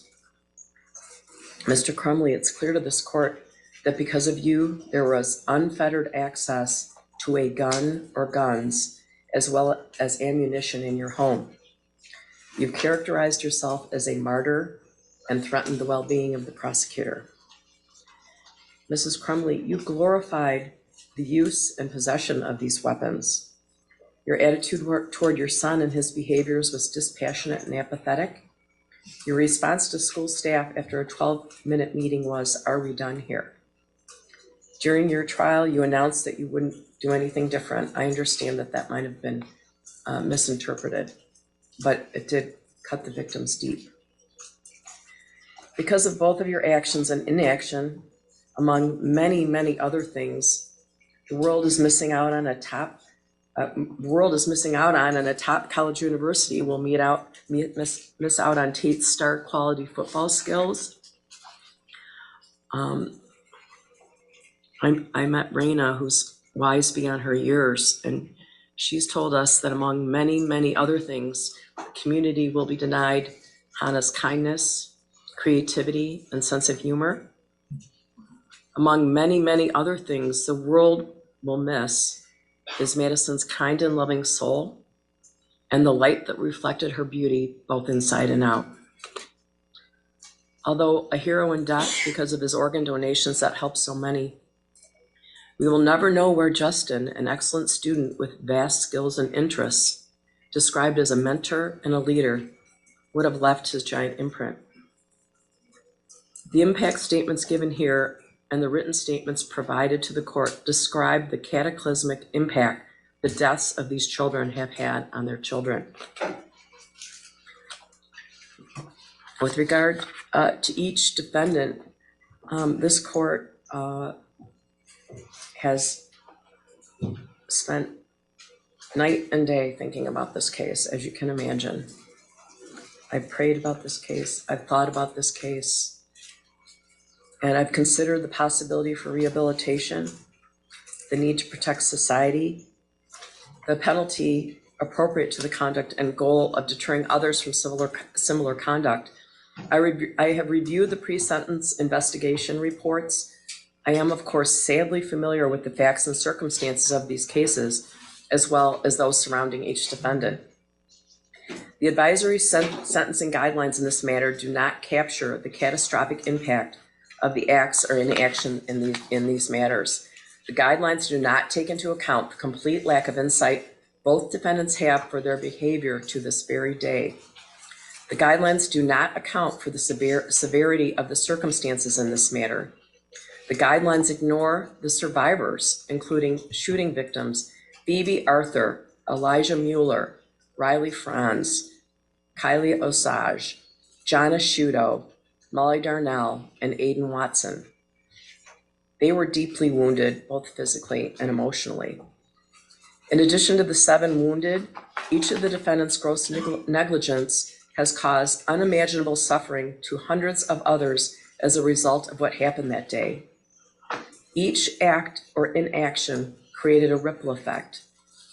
Therefore, an out-of-guidelines sentence is appropriate and proportional. The court uses the useful tool of the legislative guidelines, which embody the principles of proportionality, while also taking into account the nature of the offense and the background of each defendant. I believe that the following sentences would be in the best interest of justice and are reasonable and proportionate to the seriousness of the matter and the circumstances surrounding each defendant. With regard to Jennifer Crumbley, it is the sentence of this court, Ms. Crumbley, that you serve 10 to 15 years with the Michigan Department of Corrections. You will have credit for 858 days. State costs are $272. There's a crime victims' rights fee of $130. You and your agents may not have any contact with the families of Madison Baldwin, Tate Meir, Hannah St. Juliana, and Justin Schilling. I will issue another ruling with regard to contact with your son, the shooter. Excuse me. As to defendant James Crumbley, it is the sentence of this court that you serve 10 to 15 years with the Michigan Department of Corrections, that you receive credit for 858 days, that you pay state costs in the matter of $272, that there is a crime victims' rights fee of $130, that you or your agents have no contact with the families of Madison Baldwin, Tate Meir, Hannah St. Juliana, and Justin Schilling. Ms. Wheeler, have I left anything out with regard to sentencing? No restitution has been requested by any of the families at this time, correct? That's correct. Thank you. I would like to advise both defendants that you are entitled to appellate review of your conviction and sentence, including that the sentence exceeds the guideline range. This is done by filing a claim of appeal by right, and when you are not entitled to file a claim of appeal by right, an application for leave to appeal. If you cannot afford to hire an attorney to represent you on appeal, and you request an attorney may be appointed for you. You may request an attorney by completing the request for appointment of attorney section of the form that will be provided for you, and by returning the form to this court or to the Michigan Assigned Counsel System at the address on the form. If you wish to preserve your automatic right to appeal, the form must be received within 42 days after sentencing. If you do not submit the form within 42 days from today, you may still file an application for leave to appeal if the form is received within 6 months after sentencing. Do each of the defendants acknowledge receipt of their appellate rights? James acknowledges receipt, Your Honor. He's completing the form as we speak. Your Honor, my plan is as well. Would the court like the forms here, or would you prefer us to? It doesn't matter either way. Okay. Either way. Thank you. Thank you. I'm going to ask that everyone remain seated while the defendants are taken out of the courtroom. I think we're going to finish their appellate rights. Mr. Crumbley is going to finish his form, All Your right, Honor. we'll wait for that. Thank you, Your Honor. I would just ask that no one stand up. It makes the deputies nervous.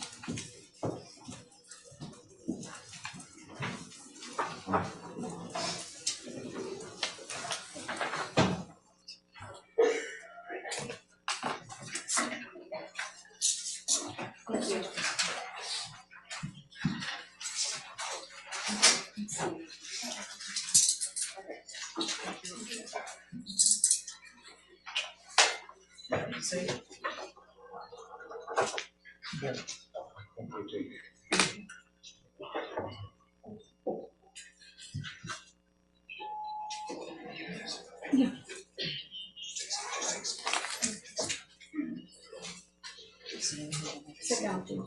Sit down. Sit down for a second.